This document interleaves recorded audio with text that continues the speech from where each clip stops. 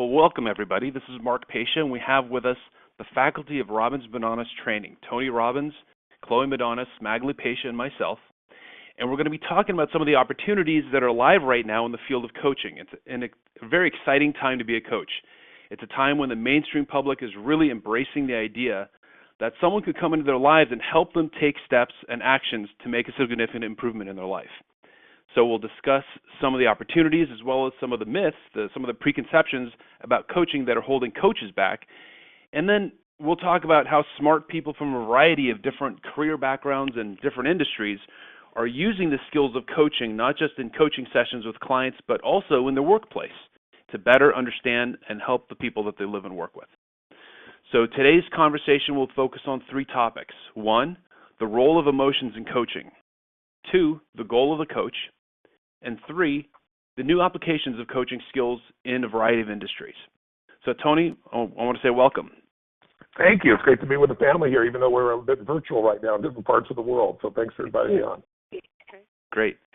So our first topic is about the role of emotion in coaching. Behind every objective, driven, focused person is an emotional person as well. And so whether coaches have clients coming in about emotional problems or they're coming in with very objective, goal-driven solutions in mind, as coaches, we always keep in mind the emotions that people are using and how they can gain more power through healthy and productive emotional states.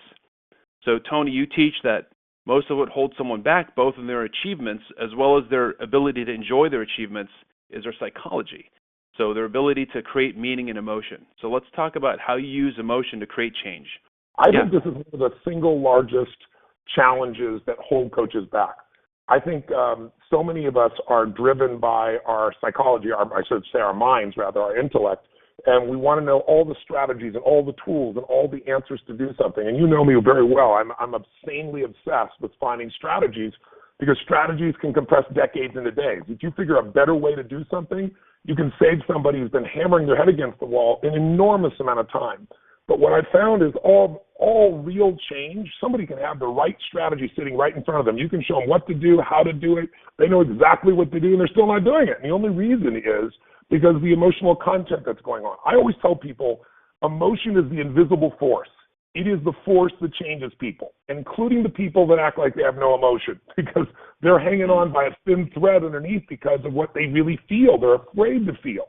And so you think about it as invisible force. What affects our life the most are those invisible forces. I don't care if it's gravity or radiation or emotion. What has more power? Love and hate have about as much power as anything on earth. Emotion is what starts a war. Emotion is the only way a change in emotion is going to create peace. You know, it's what gets somebody married. It's what gets somebody divorced. It's what you can start a business.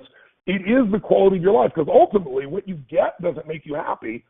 Who you become and how you feel about your life is going to be the level of fulfillment you experience in your life. And so I can't emphasize enough that a coach has to become a practical psychologist, even if they're being an expert in a particular field. When I go to turn businesses around, I can tell you beyond a shadow of a doubt, there's no company I'm going to be able to work with, and I'm not exaggerating, there's no hyperbole in this, but I've been able to work with somebody to grow 30 to 130% of that business in 6 to 12 months. And I don't care if it's a multi-billion-dollar company like HomeX, where we grew them $700 million, their direct relationship to us that they say we delivered in less than 12 months, or whether it's, a chiropractor who's got an army of 2. Because the real challenge is the chokehold on the growth of a business even is still the psychology and skill sets of the leader. And anyone can get the skill sets if they shift the psychology. And most of us don't realize the unconscious limits we have because of presuppositions, fancy word for beliefs we have about how things are supposed to be, how we're supposed to interact, what's supposed to occur. And those limitations really stop us. So you change emotions in a variety of ways, as we both know, physiologically, changing their focus. But ultimately, those emotions come from the meanings we've created. And that's where the work that Chloe and I do, I think, is so important to help coaches, which understand how do they get to this space. I can change anybody's emotion in a heartbeat. Anybody can. Change their focus, change their physiology, change the language, do it radically enough, you're going to change them. But if you're going to change them long term, you've got to come up with a system evaluating. You've got to shift that game they have in their head, that system they have in their head of deciding, does this mean it's the end or the beginning? Is this, God's punishing me? Is this person, God challenging me? Or is this not God at all, just me being a lazy, what?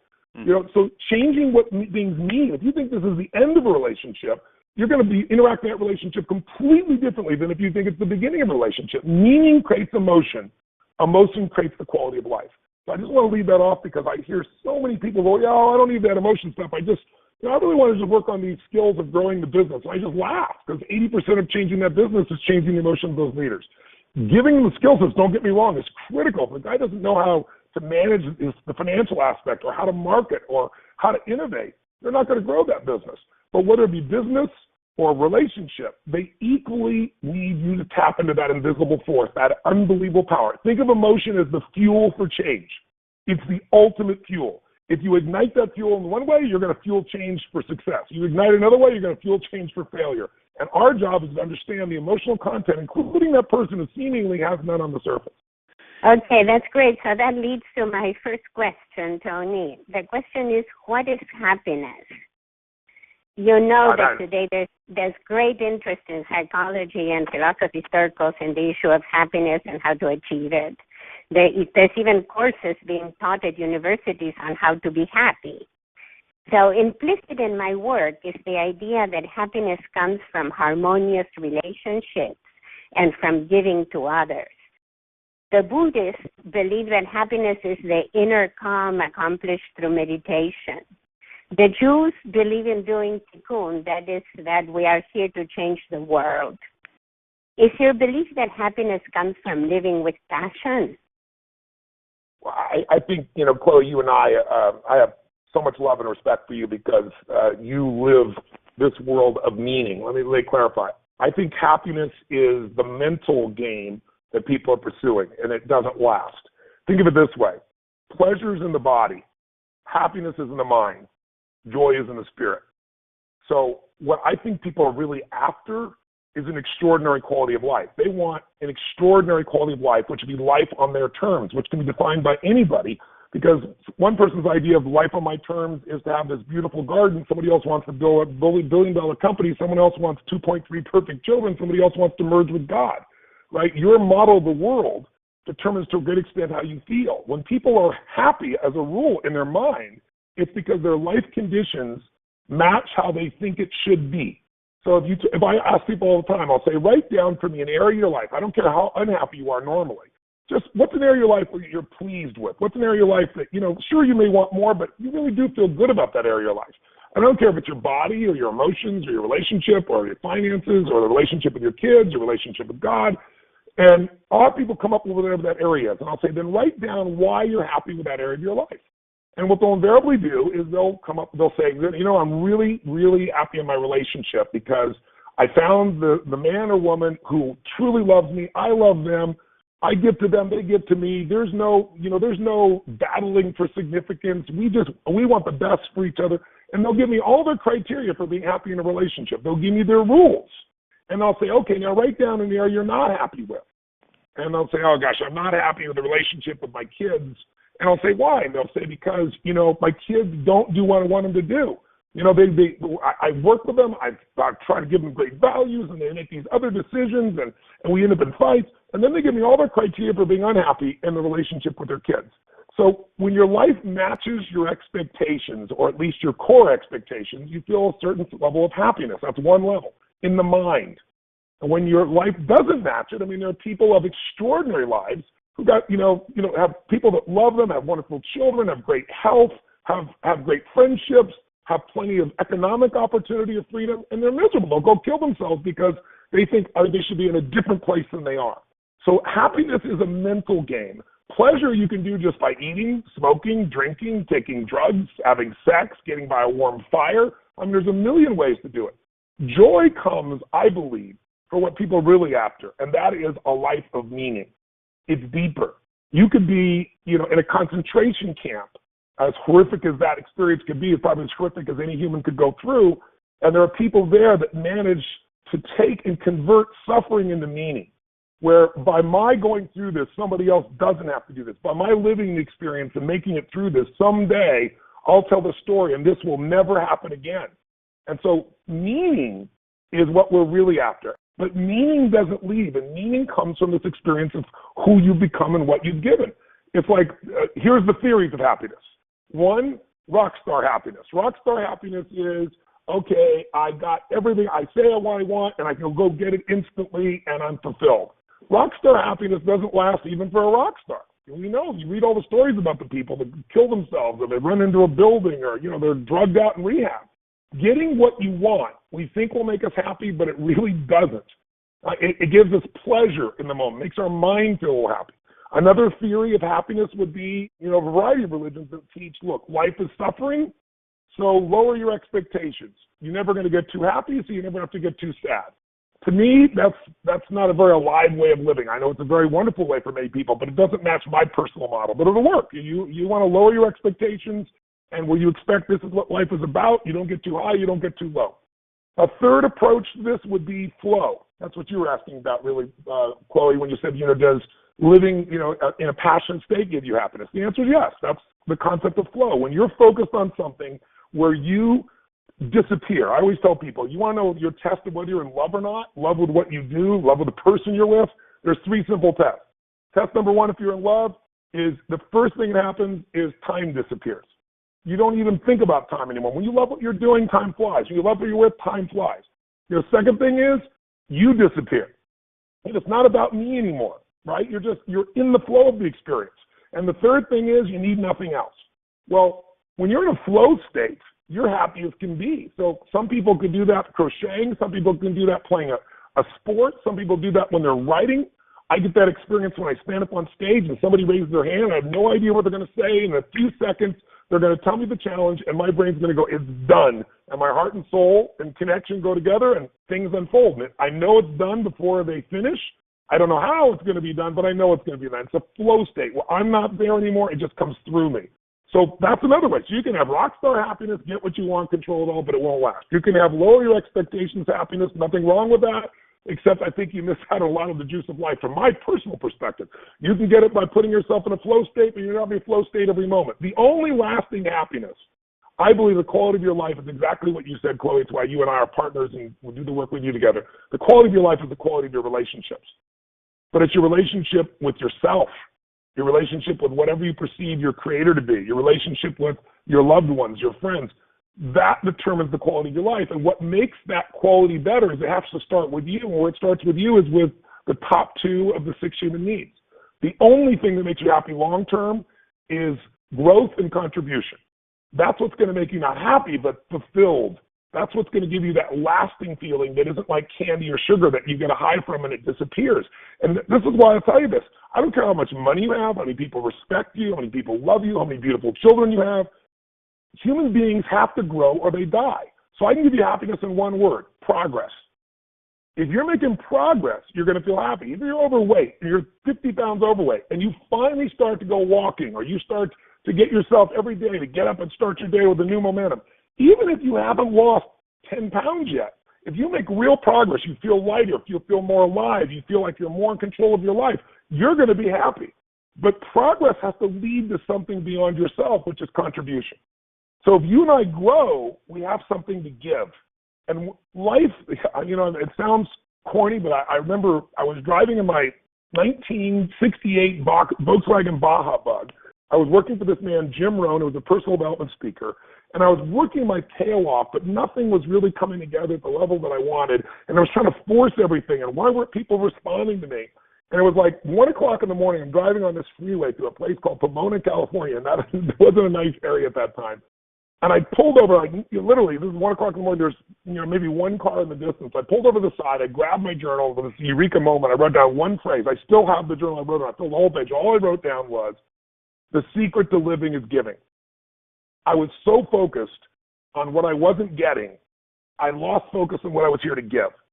And when I made that shift, the whole world shifted for me. It's like, I tell people the fastest way to transform your life is trade your expectations for appreciation. And if your expectations, I don't care who you are, all your expectations are not going to be met all the time. But if you can focus on what you appreciate in yourself, in your world, in your environment, in the people around you, the whole game changes. You can go for, rock star happiness and getting what you want, and you'll feel happy for a moment in your mind, but you're not going to feel deep meaning and you're not going to have something that lasts. It'll just be till the next desire your mind comes up with. And at some point you won't get your desire, something will be outside your control, you'll be unhappy. You can go for life is suffering, and lower your expectations, try not to feel. But as long as we're in physical form, we have a biochemistry that's got emotion, and you can mute it as much as you want to. You don't have too many ups and downs. And I believe that people that try to do this emotionally, they're just trying to find a coping tool because they haven't learned how to master and take control of all the different emotional powers within themselves. Third approach, and is the peak performance approach, that flow approach. It'll work. Go do something you love where you disappear, time disappears, you need nothing else, you'll be happy as can be. But what do you do when you stop? Ultimately, the only lasting approach is grow and give. Keep finding a way to grow. That's what's going to make you feel alive and have a great relationship with yourself. Give. Come from a place of giving instead of trying to take, and you feel better about you, and everybody else will love you too. It's really hard not to love someone who sincerely isn't trying to take something from you. So those ultimate 6 human needs, those top 2 are the spiritual needs, regardless of your religion. You must grow and you must give. If those 2 things are active in your life, you're going to have a life that's meaningful. And in the end, what you get isn't going to make you happy anyway. It doesn't matter what you get. Who you become, how you live, that's what's going to make you really proud or really sad. Wonderful. Very wise. Very wise. Another question we have, Tony, that really applies to the field of coaching and the way that it's taught. Many of the helping professions have strict rules and orthodoxies on how you can or how you can't help someone. So, for instance, historically in psychotherapy, there is an emphasis on the analyst being emotionally neutral, not encouraging the patient, right? Milton Erickson really historically broke through that and showed everybody that you can solve problems by giving a client strategic directives and practical steps, meeting them exactly where they are, to shift everything in their life. And in your work, you kind of took this further by demonstrating that you can take your tools for change with you and help anyone in any environment. So it's no longer just the therapy office. About 20 years ago, there was a step backwards, and many coaching schools developed this orthodoxy that the coach has to restrict themselves, that they can only use questions, that they can only use the client's own ideas to solve their own problems. So what are your beliefs on this, and what do you think that people really need to change? Well, what people need to change is different for every person every time. And the minute you start to follow an orthodoxy, you limit who you can help. I mean, the word orthodoxy means the practice of conforming, right? That's what orthodoxy is, conforming. Anytime you're going to conform to a set of rules that someone else came up with, you're going to bump up against limitations. Look, the biggest reason, I started my career with what I called my impossibles practice, right? I was a young kid, and I had this tremendous passion. I love human beings, and I hate suffering. And I love to see people light up. So those 2 extremes, knowing I could get somebody out of suffering and light them up and have it be lasting, became my obsession. I went on any tool, any skill, any insight I could make that happen. And so when I went out to go to do that, I didn't go and just say, okay, what are the rules? The rules for me is you help this human being, whatever it takes. And I used to watch when I do these impossibles practices. I'd say, I don't care if you've been in therapy for 20 years. I don't care if you've tried every approach. You come see me, I'm going to handle it in 1 session. I mean, that was my claim, which sounded like, puffery, but it wasn't. I delivered again and again and again. And boy, it took unbelievable flexibility. I had to do things, there are times where it looked like nothing would work, but I wouldn't believe that nothing would work. And here's the difference. When you hear a therapist or a coach talk about a difficult client, I always smile. What I really hear is an inflexible coach, right? They bumped up against their own limitations. Because usually what I saw happen when I took these impossible practices, people come in and they have unlimited ways to be broken. And the therapist had a limited number of ways to be able to actually help that person. And they have certain things I can and cannot do. My only cannot is I will not hurt that person. But I will do anything else. I will do something bizarre. I will do something weird. I'll do something that may seemingly be gross at the time. I will do anything to get that person engaged out of their story, out of their old pattern, and into a place of choice in their life. I'm not here to tell them how to be or what to do. My job is to break them from a place where they feel limited with no choice to a place where they can make choices that garner progress for them. And my job also as a coach is to get them to test whether those new choices are going to be ecological for their family, for their community, for where they are, for where they live, for their business. And that's why we teach strategic intervention, 6 human needs technology. This 6 human needs psychology is based on understanding underneath all this is how to meet people's needs. And there are unlimited ways to do it. But our job is to make sure we do it in a way that provides sustainable fulfillment for that person. And that fulfillment needs to mean something that not only is good for them, but is good for those that they serve and connect with and live with. So let me just give you an example. Bruce Lee is a role model for me. And, he's a total rebel. He was a genius and a rebel because he would not accept the orthodoxy. But a few years into my career, probably 10 years into it, I read this book by Bruce Lee, and in it, he described his goal set was that he did not accept the rules of any one discipline. That what he did is he studied all of them, and he extracted the best pieces out of each of them that he thought would be useful. What was brilliant about Bruce is that, he wasn't just trying to be a rebel. He just wasn't willing to accept somebody else's orthodoxy, somebody else's concept of limitation. And I really think this is what therapists and coaches really should train themselves in doing. But he did something else brilliantly.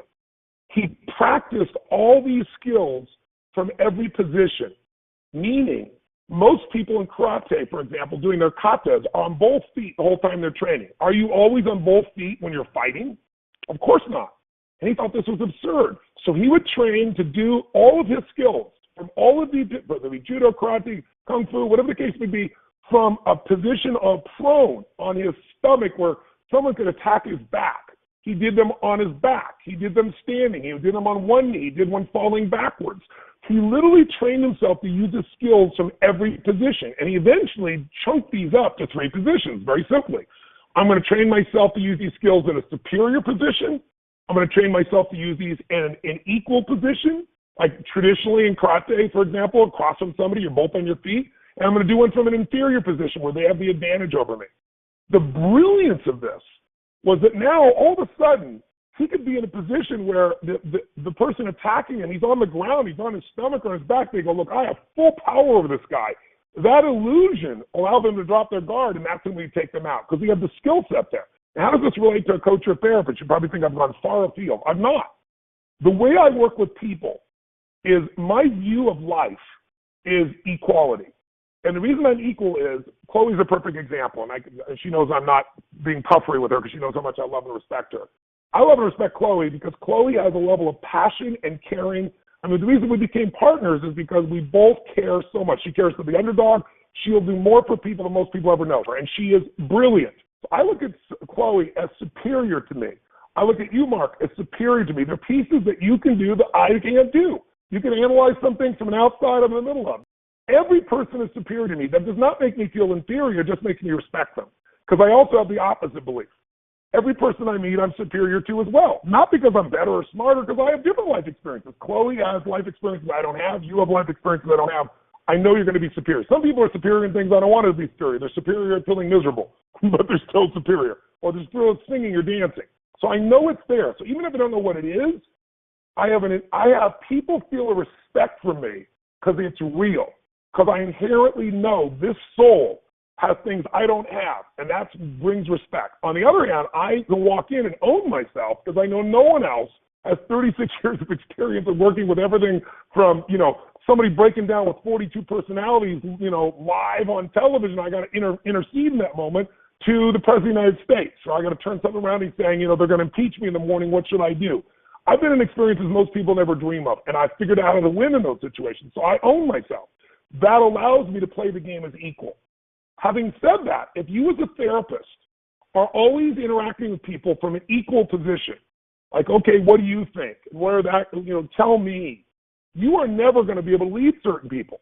You have to be able to move. The reason you couldn't beat Bruce Lee is one moment he was superior and you go to swing there and now he's inferior. That's what I do with people. I play equal as my strategy, but I know there's certain moments I got to step up and I got to take control and break this pattern. I can't sit around and have the next 6 months where we're going to lie on a couch and freely associate. If my job is truly create a break for this human being and I have an insight, I got to go with that insight and I got to help them when I got to test whether it works or not. But I won't stay there. I'll come in and I'll do what's necessary with that intensity, and then you'll see me, I'll step back out and go, I don't know, what do you think? Because no one can hold that position continuously. If you stay in one position, you have a one-dimensional relationship. So I look at it and say, I'm going to use any skill I can possibly get my hands on. The only outcome here is that with integrity, I make sure this person is truly served and not hurt. But I can use any tool, shock, awe, craziness, humor, offhand remarks, intersections, provocative questioning, trance induction, physical movement of their body, you name it. Anything I need to do to be able to move them forward, and I got to be able to change in these 3 positions. If somebody comes into me and they're broken, I will sometimes become more broken than they are. because they're used to everybody trying to be superior or equal with them. They don't know how to deal with it. I'm broken too. Only one person can be broken. If I'm more broken than they are, the pattern is broken. I'll take other people in that situation where they're being so superior, and I won't outdo their superiority. I'll operate in different ways until there's a right moment, and then I'll take that superior position. So, and then I'll give you one more frame. I look at when he was interacting with people, he being Bruce Lee, he looked at three things. What position, superior, inferior, equal. When people come into me, I quickly decipher where do they hold me. You know, somebody comes in and like, oh, I've been to a million therapists, you guys are all alike. You know, I don't even know why I'm here. What position do they have? Not too hard to figure out. Superior, right? Significance driven. Yep. So I get that. I know where I'm starting out. I know how they're positioning things. When somebody over-positions their significance, like, you know, I'm the best of this and this and this and this, and he goes to such an extreme to try to prove it, you know that their position on the outside is superior, but on the inside they feel inferior. I want to know that, because the way you help someone is you understand and you appreciate their model of the world. You appreciate what's really going on with them. I want to know how they hold themselves and how they hold me. Then I look to see, do they see me as a teacher, an adversary, a mentor, a coach, a friend, you know, a pain in the ass? So I want to know what position I'm in, and I want to know what relationship I have. And then the last thing I look at, and this is where I'm going to start to engage them, is what's my level of engagement? And it's probably more than you ever wanted in an answer to one question, but here's what I want you to think about. Bruce Lee would look at somebody and go, superior, equal, inferior, and then he'd very quickly go, okay, are they in kicking distance? Are they in punching distance? Are they in trapping distance, or are they in grappling distance? So if I was in front of you physically, when I go into an audience, the audience always starts out at kicking distance. For me, I use this metaphor. He didn't use it this way. He used it physically. I use it intellectually. If you're in kicking distance, I can't probably engage you because you're in a big audience of people and there's 10,000 people and you may be sitting in the back and you're trying to limit your engagement because you're fearful or afraid or angry or frustrated or uncertain or whatever the case may be. So I begin when someone's in kicking distance to engage them with stories. I engage them with humor. Because I don't have them within grappling distance where I can wrap my arm around you and really make that change. So I start at kicking distance. But quickly, through stories, through humor, through examples, through a variety of elements, maybe something shocking, I will bring you into punching distance. I can do a lot more change with my punching than I can with just my kicking distance. I can kick or punch now. You're closer. I got you at a deeper level of engagement. So now I can do things where I can ask you personally a question.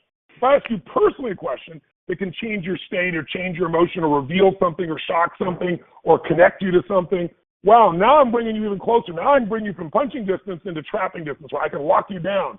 I can keep you from running away. And then finally, if I really do my job and now I'm doing direct interventions and direct work with you, I can bring you to grappling. I can wrap my arms around you. I can take you from where we are to where we need to go. So when I think about, this is all the answer to your simple question of you know, should we live by the orthodoxy? Are you kidding me? If you're an agent of change, your job is to use every tool you can possibly get your hand on, and when that doesn't work, dispose it. Don't become, your only allegiance should be to the client's betterment. There should be no allegiance to any skill, including anyone you learn from us. That's why, for us, I believe the most important thing we teach in 6 Units Technology is not any particular technique. I borrow from everything and I create things all the time. It's knowing the sequence of what it takes to influence somebody. It's knowing that the first step is fully understanding and appreciating what is going on in their life. What is it they want? What is it they need? What's in the way? What's this model of the world for them? What story is stopping them? What's going on? Then I need to figure out how to be able to get leverage. Leverage is that emotional power we just talked about. What's going to make change a must, not a should? What's going to make this person where they're going to truly follow through and have this last? What's going to break it? Then I got to look for a third step. How am I going to break this pattern? Because they're only in this place. People only overeat when they're in an overeating state. They only smoke when they're in a smoking state.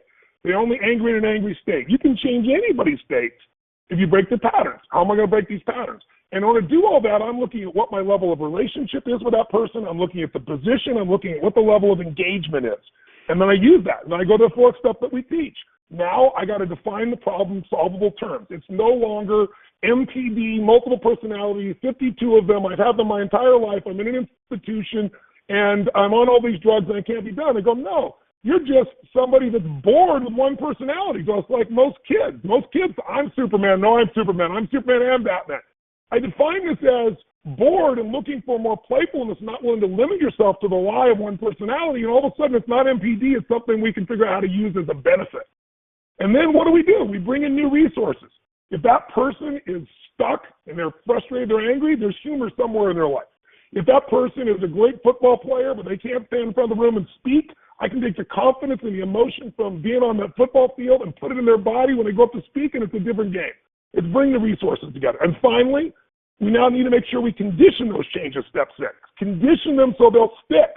That's the power. And there's a million ways to condition. There's a million ways to define things or reframe things or pre-frame things and come up with a better meaning. There's a million ways to break people's patterns. There's a million ways to uncover what people are driven by, all the steps I told you up until now. And once they're conditioned, the final step, step 7, is you've got to check that it's ecological. Is this going to last? You future pace it. You put them in the real environment. You see if it's going to work. You see how it affects other people. So I really believe human needs technology is the value of it is understanding what people really need, what's really controlling them. These 7 steps, everything else is up for grabs. And you should use anything that will make a difference in that person's life. And by the way, if you do this, you're going to grow. You're going to get out of your own limitations in the process of doing this. That's how I've been able to take people that have been in therapy 20 years and in one session turn them around, because I have no limits. I have only options. In a human relationship, whoever's most flexible, if there's rapport, if they sense you truly care, and you do, if that rapport and respect is there, whoever's most flexible is going to eventually dominate this experience. And your job, if you're a coach, is to lead, not follow. Your job is to lead them to the place they truly need to be in. And they will tell you that if you dig under and understand their world. That's the balance. I think the purpose in psychotherapy to not lead people is not to make assumptions about how they freely associated and connected things within their head. But frankly, that's an antiquated technology. That'd be like going and giving somebody, a Atari computer today. I mean, you'd laugh at somebody. You go, what the hell are you doing using that little piece of junk? It was perfect back then. It was extraordinary. It was a breakthrough. But it's not a breakthrough today. There's more computing power in your telephone than there is one of those computers that used to lug around and weigh 25 pounds. So update constantly your skill sets and trust your instincts. And the only way you know something's worthwhile or not is, does it work? Does it get the client to the place they truly need to be? Allegiance is to the client's betterment. It's not to any skill set or any orthodoxy. Is that a short answer for you? No, that's a great answer. Amazing. And from a training point of view, where this is really interesting, from a training point of view, is that traditionally there was limitations to how you could train someone in, say, psychotherapy. It would go to a book, and then you'd be reading from a book. And books are not dynamic that way. So coaching is a dynamic enterprise, and what you're talking about is being the superior, the equal, and the inferior. For instance, we've seen you in your interventions. You'll take a strong position with the person, and we have to teach our students this so that they understand it. You take a strong position, immediately you go underneath so that the person doesn't suddenly feel like you're going to strong-arm them, because if you're superior consistently, they'll just adjust to you and get stubborn and say, well, you don't care about me. You'll be a bully. They'll see you as a bully. Exactly. I take that position. If you watch, it's rare I take that position, and it's brief. Exactly. And I only use it as leverage to break the pattern, and then I'll get them to see, like, oh, you'll think I have a good deal of intensity. So when I'm acting intense, people think I'm really pissed off or something like that, and I'll convince them that, because all that matters is perception, and I'll do it to just jolt them, and then in the middle of the sentence, I'll say, but that's I would talk if I was feeling very passionate about something, and I'll crack up or crack them up. If you go to swing at me, you're only going to hit me if I stay in one position. I don't stay in the position of superior ever, and I don't have that superior truly in life to anybody. That's why I explained to you my philosophy behind it, so you understand the why, not just the what. If you understand the why, you can do it your own way. If you understand the what, then you're just going to be a dog practicing somebody else's skills. We're interested in creating people who can bring to the table and meeting another human being a dynamic set of skills, but also a freedom to flow and find what is needed and to trust that you're guided in that moment. But to do that, you got to shift. So I will leave that superior usually right back to inferior or at least equal. I don't stay in that position long, and I don't stay in the inferior position long either. Equal is my core element, and that's what most people want. They want the respect they deserve, but they also want somebody who's strong enough to be their friend. That's what coaching is. That's why I created this term. And listen, when I started this out 36, 37 years ago, there was no coaching. Coaching wasn't a term used. I was the first person who used it outside on a consistent basis as my brand anything outside sports. And I only did it because I wasn't the motivator, and I hated that term. I wasn't the guru, and I sure as hell wasn't a therapist. And in order to do therapy in those days, you had to be a therapist. I didn't have that degree, and I didn't want the degree to teach me to go back and analyze somebody's history and show how they had a relationship of the desire for their mother. I said, give me a break. This was one man's projection of one set of patterns, not everybody's core pattern. And so I looked at it and said, what am I? And I thought, I'm an athlete. I'm really a coach, because the coach relationship was different. I was a better athlete than many of my coaches. I was superior in my skill set. But they were my friend, and they could see things I couldn't see because I was in the forest, they were outside the forest. And that's why I picked it. My coaches were people that cared about me, they loved me, they had extraordinary skill, but they weren't better than me. That should be the mindset of any coach. And what's great about this dynamic model is that it's crucial that you can see someone doing it in real time. So now I see we're in a new epoch in that we have video as a way of training people in real-time change. When you see things in real-time change, you can actually see the dynamics between people, which in books was very hard to convey. It was, used to be you have to travel 1,000 miles to be in the same room as someone to learn at that mastery level. But now, well, Milton, you look at Milton. First of all, some of the greatest psychological teachers in the world. What do we have? We have the writings, and the writings. One of the beautiful things about why I'm so proud of what we've been able to create with this experience of this training is you not only have what I am sharing that I'm doing, but you also have Chloe's perspective, because she's looking at it from a systems perspective, right? I mean, she's the genius in this area. And I mean, Chloe has sometimes described things I was doing, and I was like, wow, I never thought of it that way. I was doing it for these reasons. I know it works for these reasons, but it works for that too. And so you get that. But more importantly, no one can write the nuances of what actually creates change. The dynamic growth levels, they can. These are the pieces, get leverage. But all the million ways to get leverage, all the million ways to reframe something and to see whether they work or not, and what works and what doesn't, because not everything works. Not everything works with me. You can see it. I'm out there. I know the outcome. I take some action, and I notice whether it's working or not. If it's not working, I discard it. If it is working, I amplify it. That's what it takes to help people. There's no 1, 2, 3, 4, steps. If you're going to be someone who can help anyone, there's 1, 2, 3, 4 steps if you want to practice NLP. If you want to practice, dynamic psychotherapy. If you want to do Gestalt, then you can practice the 1, 2, 3, 4. I have tremendous respect for all those disciplines. I use those skill sets where they make sense, but they fit within a dynamic interaction with that human being needs. The best part of what we have here for me is I spent a fortune, more money than I had, to buy all these crappy, this is back in the early days, 70s, videotapes done like on Super 8 films and stuff of Erickson, and more importantly, or equally importantly for me at the time, was Grinder and Bamber from NLP. And I watched those things, and I learned more from that than I ever did from any book, and they were horrible, and the sound was terrible, and the light would go in and out, and whole chunks of therapies were gone. But I was able to look at those pieces and it was more, I was learning unconsciously. We all know we're best at what we don't have to think about. When I get up to start to work with someone, I don't sit down at this stage of my life and go, okay, what am I going to do here or there? I dive into it, and my nervous system takes over at this point. But it's because I've done it so much. I've absorbed so much. And if you're going to transform somebody, you've got to load your experience base. Well, you can learn on other people's experience. That's not fair to the client. So why not learn from some of the most dynamic experiences? And what we've done is we pulled out of situations, most of them are ones where people in the audience are going, but he's not going to get this one. Most of the ones we've done are of that nature. And so when you see that happening moment to moment, how the changes work, what did and what didn't, and also what you see is it's different every time. So you see there's unlimited ways to do it, but you'll also see there's a pattern. And that pattern is learnable. It's those 7 master steps of Situ Meets Psychology, the 7 master steps that give you strategic intervention abilities. It is that ability to shift positions from superior to inferior to equal. It is the ability to engage them at different levels, taking them from kicking distance to grappling distance. Those elements are universal, and you get to learn them. And so, listen, I'm 53 years old. I hope I live another 40 years or more. But bottom line is what makes me feel good is to know that if I die tomorrow, thanks to you and Chloe, we've captured this and we've shared so many of these that there isn't a human problem that we haven't really captured, show people multiple ways to be able to change. And reading about it versus experiencing it's a different thing. It's kind of like somebody says, why don't you just read the book? I always say, well, reading the book is like I can read a book on swimming or I can go swimming. And when you go into the therapies and you're there, it's like going to a movie. You associate the characters and you're connected to them. You're connected to me. You're connected to them. You start to literally viscerally feel what they feel. It's like if you're in a movie. That's the power of this form of training. It's total immersion training as opposed to an experience of being objective and standing on the outside. And the way we've done it now, what I love is being virtual. People can do it anywhere in the world, 24/7, 365. You know, somebody always asks me, how long does it take to get good at this stuff? And I always say, how long do you want it to take? When I first wanted to become a speaker, the first thing I did is I found the top guy in the company I went to work for, which is Jim Rohn's company. And I found out he was the number one guy. He was the most successful guy. He was the most influential man. And I found out he spoke on average 3 times a month, sometimes 4, but really on average 3 times a month. So I said, I am going to dwarf him.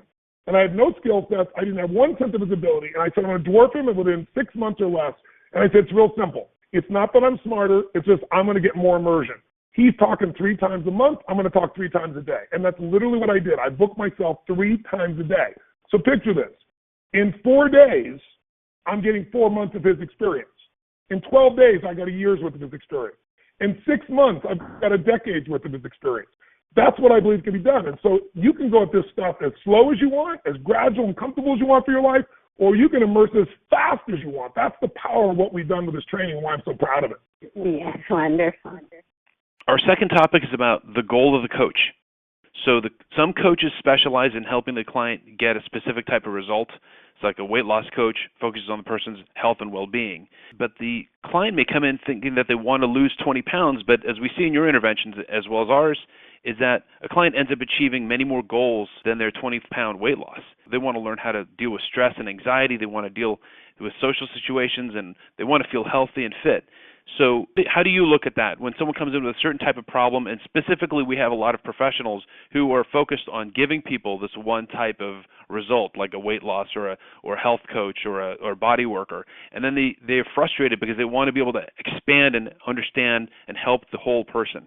We wanted to arm people who could help people with whatever was going on in their life.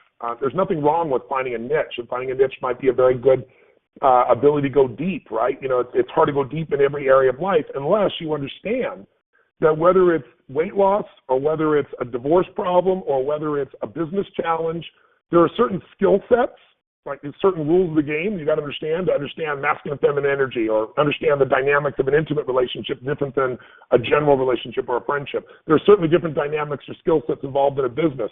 But the driving force in all of this is human emotion and human psychology, and that people need to meet their own needs. So when people come in, my view is I listen to what they want, which is their surface desire. And then I'm also looking for what they really need underneath it. And I'm going to deliver that surface desire. They want to make more money. They want to lose 30 pounds. They want to heal this relationship. But underneath it, there's a deeper need. And that need is for them to grow spiritually, to actually grow, to have something to give beyond their current situation. They only deal with their problem because they're dealing with an orthodoxy. The orthodoxy is their current mindset, their current model of the world, their current set of values and rules that are limiting their capacity to create or give more to themselves and other people. And so my view is deliver their surface, whatever they want on the surface, deliver that. I always see myself as a Trojan horse. Like I've done business seminars and they leave feeling spiritually transformed and their business transformed. They grow their business 30 to 130% and go, that's the most incredible thing I've ever had in my life. I'm making more money than ever before. But oh my God, I'm so happy. I feel so alive. I have more meaning in my life. That's my target. You know, I've been coaching for 21 years, one of the top 10 financial traders in the world. And he came to me because this is a man who made $500 million in one day. It was the most money any human being ever made. It was the 1987 stock market crash when everybody else lost money. He made $500 million. But then it's like he went beyond anything he ever dreamed of. And it's like the guy going to the moon. What do you do after you go on the moon? So he lost his way. He had no real goals. He had no new direction. And he became really unfulfilled. And so pretty soon he wasn't going to the office, and he was trading poorly, and he was losing money and losing his sense of identity. And all this is frustrating for him. He's not making money, not getting the result he wants. People are frustrated with him. And now he's at his house. He managed to break his leg by not being conscious in a sport he's playing that he normally would have played easily. Just he's in a downward spiral. So he brought me in to turn around his business. I'm going to do that. But I know what I really got to do is make sure this guy has an extraordinary quality of life. And by the way, why do you think I still coach him for 21 years, right? The guy emails me every day, 5 days a week. I measure everything he does in training, but I measure everything in his psychology as well. I see him literally only 4 times a year for 90 minutes. He pays me 7 figures plus a piece of the upside. I don't say that to impress anybody, but to impress upon you. He's not looking for motivation. He's looking for strategies and tools to do better. I deliver that. But the reason he's been with me for 21 years is because during those 21 years, I've made sure this man has had an extraordinary quality of life, not just made a lot of money. He's got a better relationship with his wife. He has 4 children. I was just with him. He just threw a large fundraiser. He's one of the largest fundraisers in New York, raised $81 million in 15 minutes. And he was telling the mayor, Bloomberg, and some people saying, this is the guy. This is the guy that got me into this contribution. This is the guy that helped me to make these shifts. This is the guy I go to with my family. This is the guy I go to with my business. And that made me feel incredible. I know it's true. It's the beautiful thing. He's also being very generous, which I also appreciate in his praise. Whatever he's faced, whether it's a challenge with a daughter or whether it's, gold has dropped the most it has in 30 years in one day. But I've been that person that's strategically been there to help him, to care for him and help him make sure that he didn't just achieve what he said he wanted, but he achieved the global experience of his life. And problems will lead you to what they really need. The problem is the surface. What they really need is a transformation in their psychology. And usually, ultimately, it's moving from a world that's all about me to a world about what can I grow and give. And when someone is giving, they don't have problems. It's when they're looking at themselves. The human mind is amazing. You can always find problems, no matter how many people love you, respect you, how many great kids, how much money, how great your business is.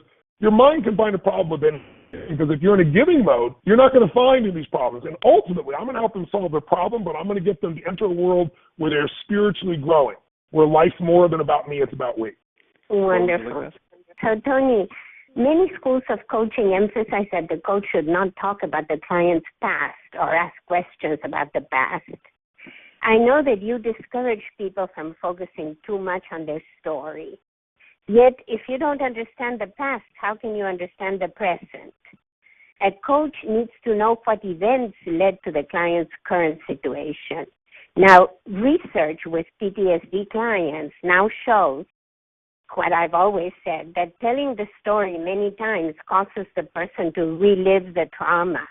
So one should listen to the story only once. What do you think about this? Well, I think you and I agree totally on this.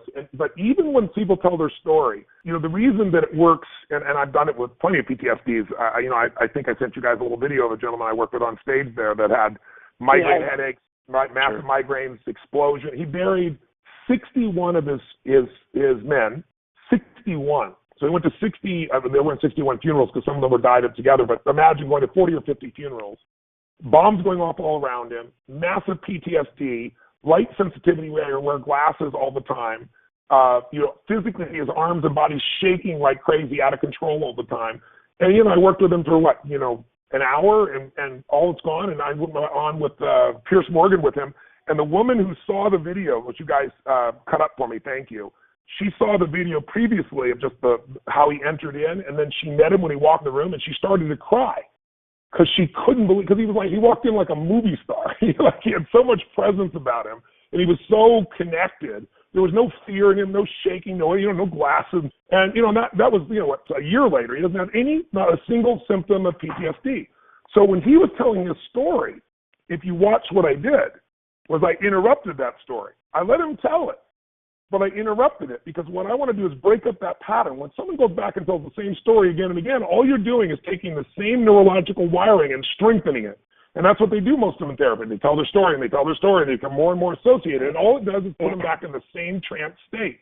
So the only reason I hear a story is to understand the context of how they're structuring meaning. They're using this to make up a meaning that I'm not enough. They're using all these events to make up a meaning that says there is no hope. They're taking all these different experiences here, and I'm using those language patterns as triggers, but I know the story doesn't mean anything. The story has no power except the power we give it.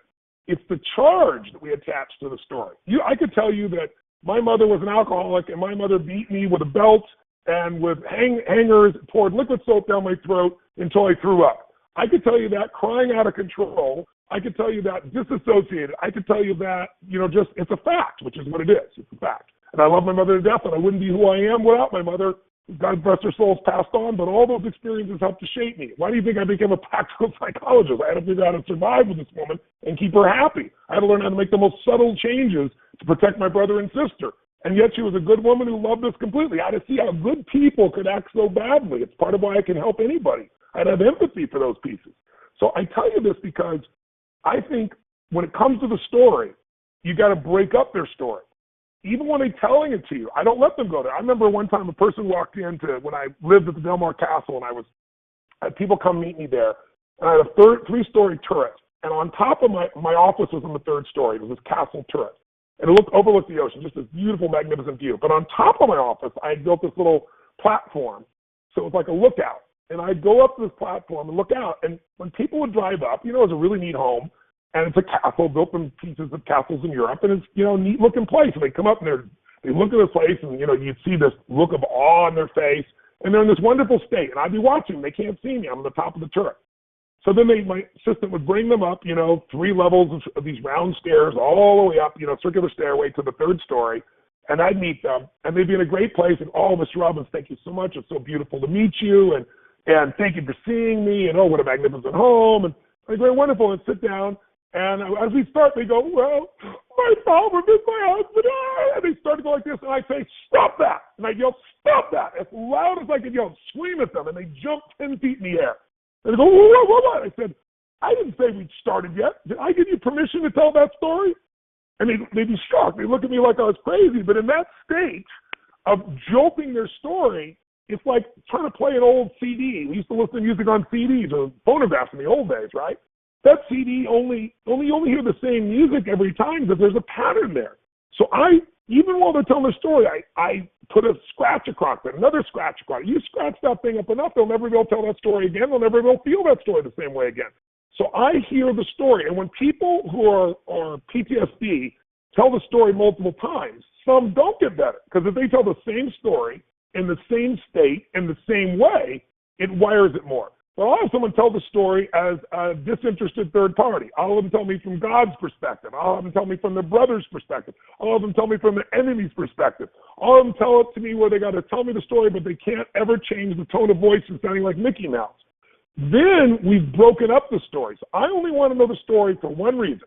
I want to know, how do they hold together a bunch of belief systems about what this means that's limiting them? And I'm going to use that stuff, I'm going to reorganize that stuff, or I'm going to destroy that stuff so that they can now step back into reality of who they are today. One thing I will mention, Chloe, in the coaching industry, There is a legal designation. Therapists, one of the ways that in some states they evaluate whether someone's doing therapy or coaching is supposed to be about the present and future. So if you're going back and analyzing somebody's past, it's considered to be therapy. And so there is a designation. So, but people, you don't have to do anything. You don't have to be a therapist for people to tell you their story. You don't have to dig into it. In fact, people tell me their story, and I take that story and decimate it. So I don't go in and get 8 million more aspects of the story in most cases. I might sometimes need to get a couple of facts to understand what's really real. And sometimes I'll even go get that story changed by calling someone else on the spot. I'll say, give me your cell phone. I want to call your wife right now. I want to call your mother right now. And they're like, what? No, I just want to hear what their version of the story is. Oh, well, they tell you a different version. Well, let me hear what their version is. No, let me tell you their version. No, I'd like to hear their version. Right? that breaks up the pattern real quick as well. Just remember, the way you make progress with people, the most fundamental way to make progress with people and helping them change the quality of life is get them to divorce their story and marry the truth. And the truth is, there's no limitation from the past that can control you today unless you give it permission to. You can't, the past does not equal the future unless you live there. If you're trying to drive in the future using a rear view mirror, you're going to crash. So I bring people back to the present and future. One thing I still wanted to ask, Tony, is you talk a lot about your strategy when you're working with someone. And one of the things that we see in the video of your interventions and that everyone who watches them and our students see is this very deep level of connection you have with whoever you're working with. And that's something that many of our students want to know. Is there anything you suggest that they do outside of their coaching sessions or in their coaching sessions to develop that kind of connection and empathy? I think that connection and empathy is the secret to what I do. I could teach you you could take all the same skill sets, you could say the same words I'm saying, you could, do the same things with your body. You won't get the same result if you don't have that depth of connection. It's that relationship that makes it possible. And people will open to me. I can do things that sometimes the viewers, I'm doing these things in groups and I have to be aware. I'm interacting with this person at a very deep level, and people in the room will get offended or think I'm being harsh or something in the first moments of it. And they'll talk to the person afterwards and they'll say, no, I wasn't offended by that at all. The rules go away when love is there. What this is you have to love your clients. And that's a very strong word, but it's what I really believe in my soul. And anybody seen me knows I'll be up there and look tough as nails, but I walk backstage after it's done and I cry. And I cry because I feel like God's guidance came through me, and it always does. I believe it always will. Because the fastest way to have empathy is get the hell out of yourself. My mission is this person's life is going to change. In order to do that, I got to connect to who they are. I can't connect just to their story of who they are, but I know they're more than their story. I have to see more in them than they see in themselves sometimes. And I have to feel more than them they feel themselves. I can feel the depth of their pain, but if I stay there, I won't be able to help them because I'll be in the same unresourceful state. So I have to feel that depth of connection. So the way to do that for me is before I step in, before I walk on stage, before I walk out with somebody, I have a very simple prayer. I take a breath in, I do things to change my body so I'm in my peak state, and then I say, use me, Lord.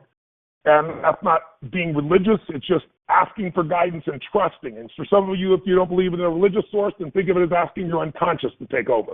Because your unconscious mind, your other than conscious mind, is much more powerful than your conscious mind will ever be.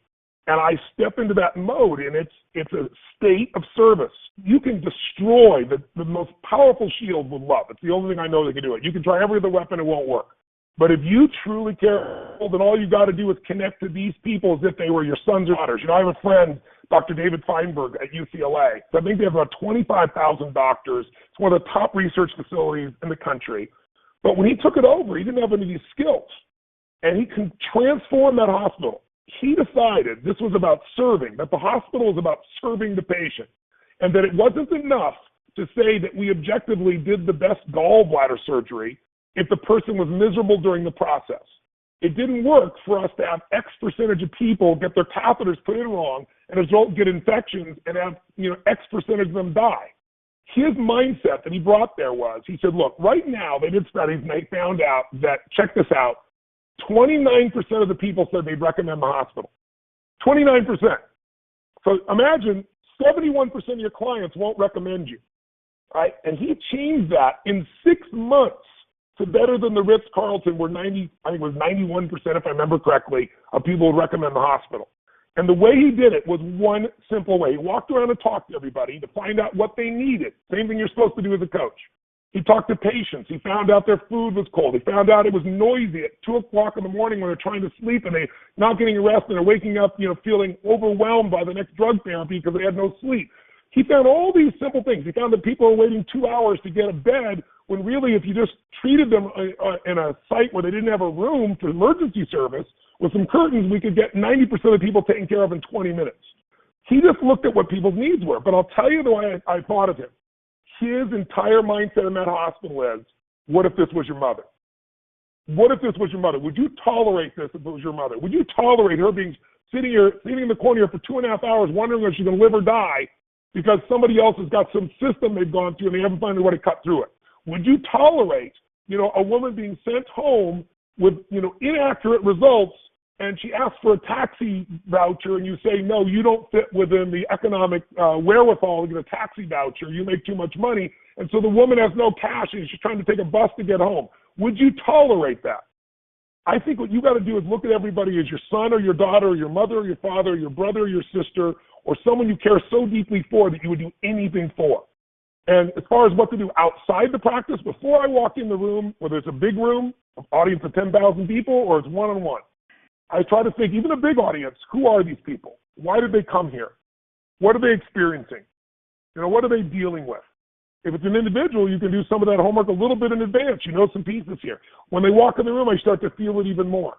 And if you need any other practice to do that, there's all kinds of practice. The Buddhists have some beautiful practices of, doing meditations where, you are connecting to the empathy you have for human beings by not just praying for them, but starting with a circle of the closest people to you and going out further and further, people more distant from you, out to total strangers, and praying for them, feeling for them only good, wishing for them only good will come for them, and doing that in a very kinetic, emotional fashion. That's just my nature. That meditation is the way I start my day. I didn't know Buddhists taught to me. It's just the way I am.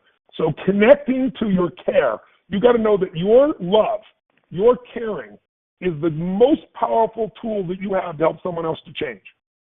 If you bring with it strength, if you just care and accept people's limitations out of your empathy, then you're going to be empathetic to their story, empathetic to their limitations, rather than empathetic to their spirit, which is stronger and bolder and more than anything that's ever happened to them or ever could happen to them. That's fantastic, Tony. That was Yes. a wonderful answer, and I think so many people will really appreciate hearing that from you and what you do. We train our students how to think systemically. You may be a business coach and someone comes in with a business problem, and then you realize that it's really about their psychology, and then you realize that their psychology has to do with a relationship or another conflict or something from a completely different area of their life. And we've also seen that you've handled problems, say, for instance, someone will come in with a panic attack, which 90% of helping professions would think of this as an individualistic type problem, just that one person, and then you'd expand the unit so you're including the relationships and the people around them in order to harness that as a solution and growth for them. Can you tell us a little bit about that, opening up? Well, I think you've got to remember that the presenting problem is rarely the real problem.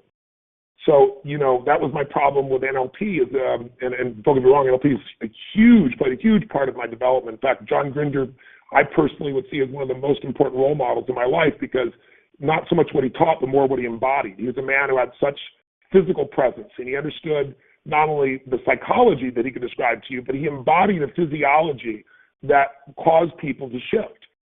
So I'm beyond indebted. But my challenge with the way most people applied it, and John even told me this himself, was they thought of NLP as a set of tools to learn extraordinary behaviors, emotions, capacities, and be able to expand them to other people. And so when I look at somebody, I don't look at that surface problem like somebody go, I can do a panic attack, or I can do a compulsion blowout, or I'm going to do a phobia cure. I mean, I got so bored with that in the first 6 months, a year of doing it, because I was like, I can teach a dog to do those patterns. I mean, I'm exaggerating only slightly, right? If all I'm going to do is a bunch of patterns, I'm an automaton. What I want to do is I want to give them the change they want, but I want to make a global change. Because if you get rid of their panic attack, now they'll just start smoking. Or they'll stop smoking and you help them with that, and then they'll start eating. Because you haven't dealt with the real challenge. The deeper challenge underneath is that the person's needs are not being met in a healthful way. And those needs are interdependent, not just on themselves, but on their relationships that they have as well. And so often in life, I've been able to make a change. I help them grow their business. But one of the ways I do that is I figure out how to heal the relationship that's absorbing all their energy and putting them in such an angry state that they can't think straight while they're working at their business. I'll give them the business strategy as well, but they're not going to execute it as long as they're constantly distracted or frustrated, or taking the frustration they have on their spouse out on one of their key employees or things of that nature. So I'm here to deliver what they bring, the presenting problem. But I'm always looking for what's the global change. How do I give people not only what they want, but what they need? How do I give them a life change, not just a behavior change, or not just an emotional change in the moment? Tony, when I taught family therapy, I trained students to be prepared to deal with anyone that came through the door, all ages and all kinds of problems. Now I'm teaching coaching, and we have students who want to be business coaches, couples coaches, career coaches, immigration coaches. There seem to be endless niches where it's possible to be a coach. We want the people to come out of our training prepared to deal successfully with any of these different populations. That is, we want to teach strategies that apply to all possible situations and all-encompassing theory and practice of coaching. What is your take on this? Well, I think, as I said earlier, I think it's having a niche is a great element at two levels. If you have a niche, you have a way to differentiate yourself, and that's great for marketing. And when you're a coach, you still have to be able to market yourself in order to be able to have clients you can ship. So I think that's good. I think it's also good when somebody narrows their focus to know every little detail about what they're focused on, whether it be relationships or whether it be business. I mean, going deep is how you become a master. It's hard to go deep on everything. I'm an obsessive person, and I look at there aren't that many things in life. There's your body, your emotions, your relationships, your finances. There's the aspect called career or your business. There's the spiritual side of life. So I look at life and say there's only about a dozen areas that you'd have to master to help anybody, and that's my obsession. But I can tell you this. If you want to be the best relationship coach, the best business coach, you will not be the best business coach or relationship coach or time management coach or weight loss coach if you don't understand all the dynamics that shape a human being. What will make you superior to everybody else is the only difference between being a relationship coach and a business coach is a few strategies. There are different strategies in those areas. The human capacity to take any upset, any challenge, any limitation, any shutdown, any stuckness, any anger, any shutdownness a person has, and blow through that and create a lasting change is universal for any of these areas. And so that's why we've chosen to create a training that will show someone how to be able to deal with anything, because you need to be able to deal with anything if you're truly going to be the best relationship coach. If all you're going to do is all the predictable things in relationships, you're forgetting that relationships are still made up with the relationship that person has within themselves. And unless you can help them change themselves, you're not going to be able to help them change this relationship in a lasting way. So I think it's crazy, and it's another orthodoxy to say, oh, I'm just a relationship coach, I'm just a business coach. I want to know everything I can about how to shift human beings if I'm a business coach, because I got to shift different types of people at different levels of that organization. I got to help them to shift each other. I got to train them to lead each other. Those experiences on top of the marketing strategies and accounting strategies and financial strategies and the strategies that someone has for innovation, strategies for leadership, all of those additional strategies I want to be great at. But I got to know the human strategies most of all. We have a lot of people who come to us who have worked with people. They work with people in some capacity, and they're frustrated because they feel like, I didn't get really trained on how to really care for and help and understand people at that higher level. So, for instance, financial consultants or tax people often spend 50% of their time dealing with couples issues, right? Doctors the area of improvement for them is how they communicate with their patients. Managers and companies, what they need to know is how to connect with someone quickly and effectively and understand their needs and get them engaged. So I have a question about using coaching and applying those skill sets to the broader perspective. So you're walking around in a 360 being able to use these skills. I think you're a pioneer in this approach to helping people.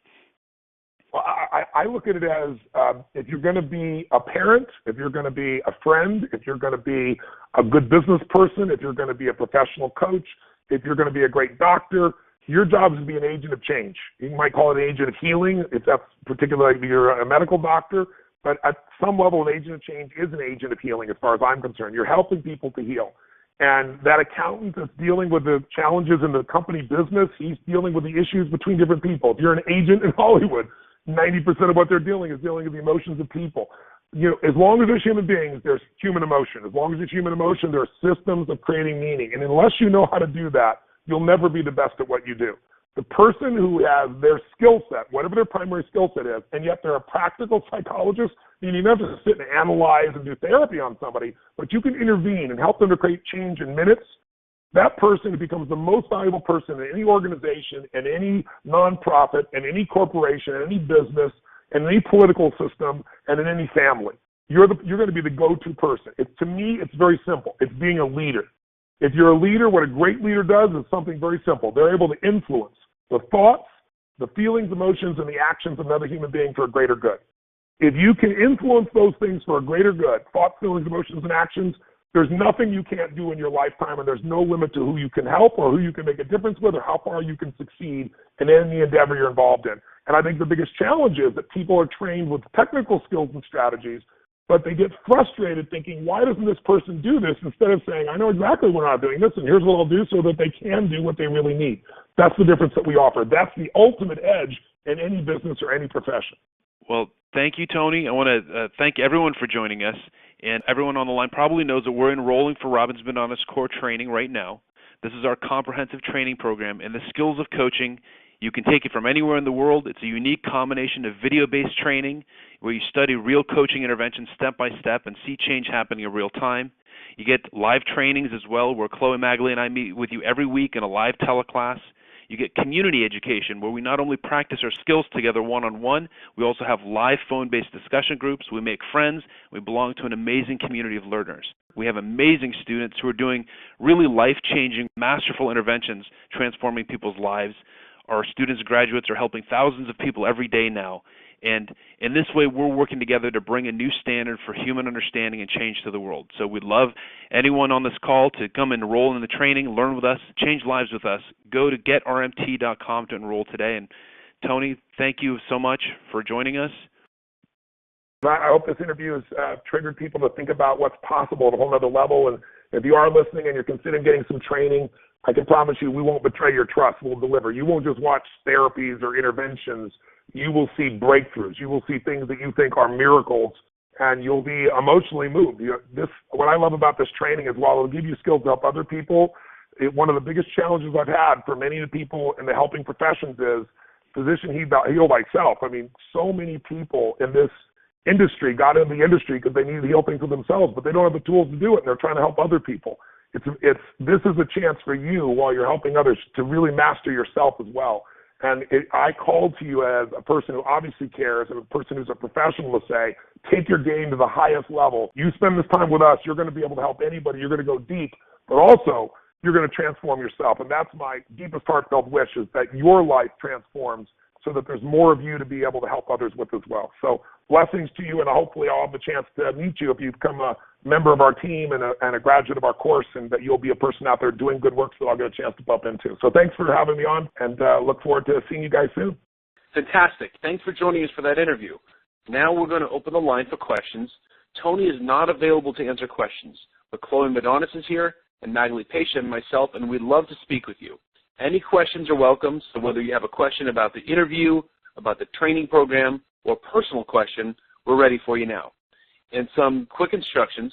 If you're on the phone, all you have to do is press *2 into your keypad for us to see you raising your hand. If you're on the webcast and would like to join us by phone, the phone number to dial is 1-206-402-0100, and then enter the code 168985#. There are instructions for this in the email invitation to this call, as well as on the webcast page.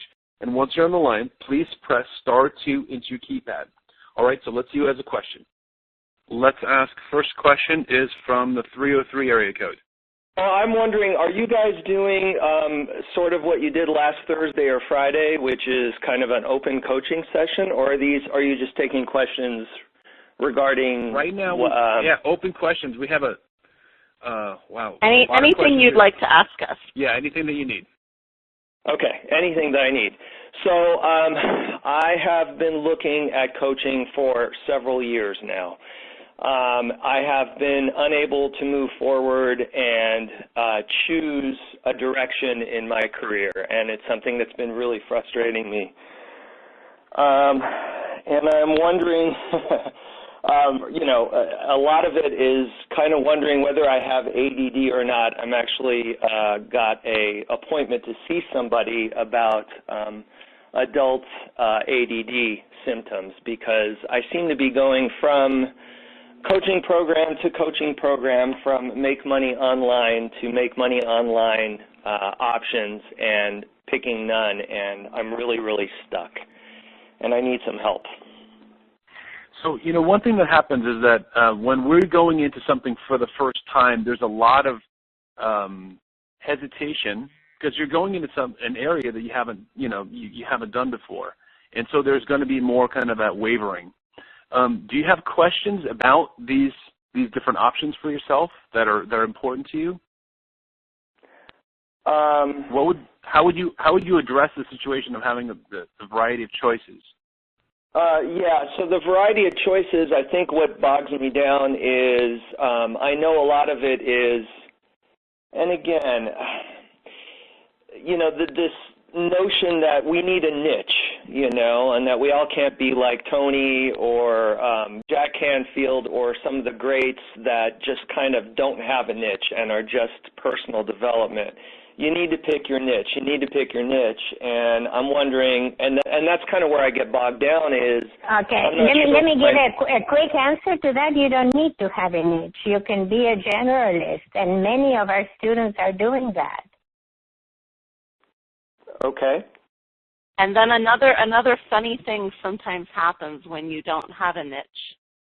For whatever reason, people start to see you and you start seeing a common thread. It might not be their life circumstance or their presenting problem, but you, because of who you are, you start to understand what your strengths are and the types of situations you like working in. And that, in a sense, becomes the way you present yourself as special.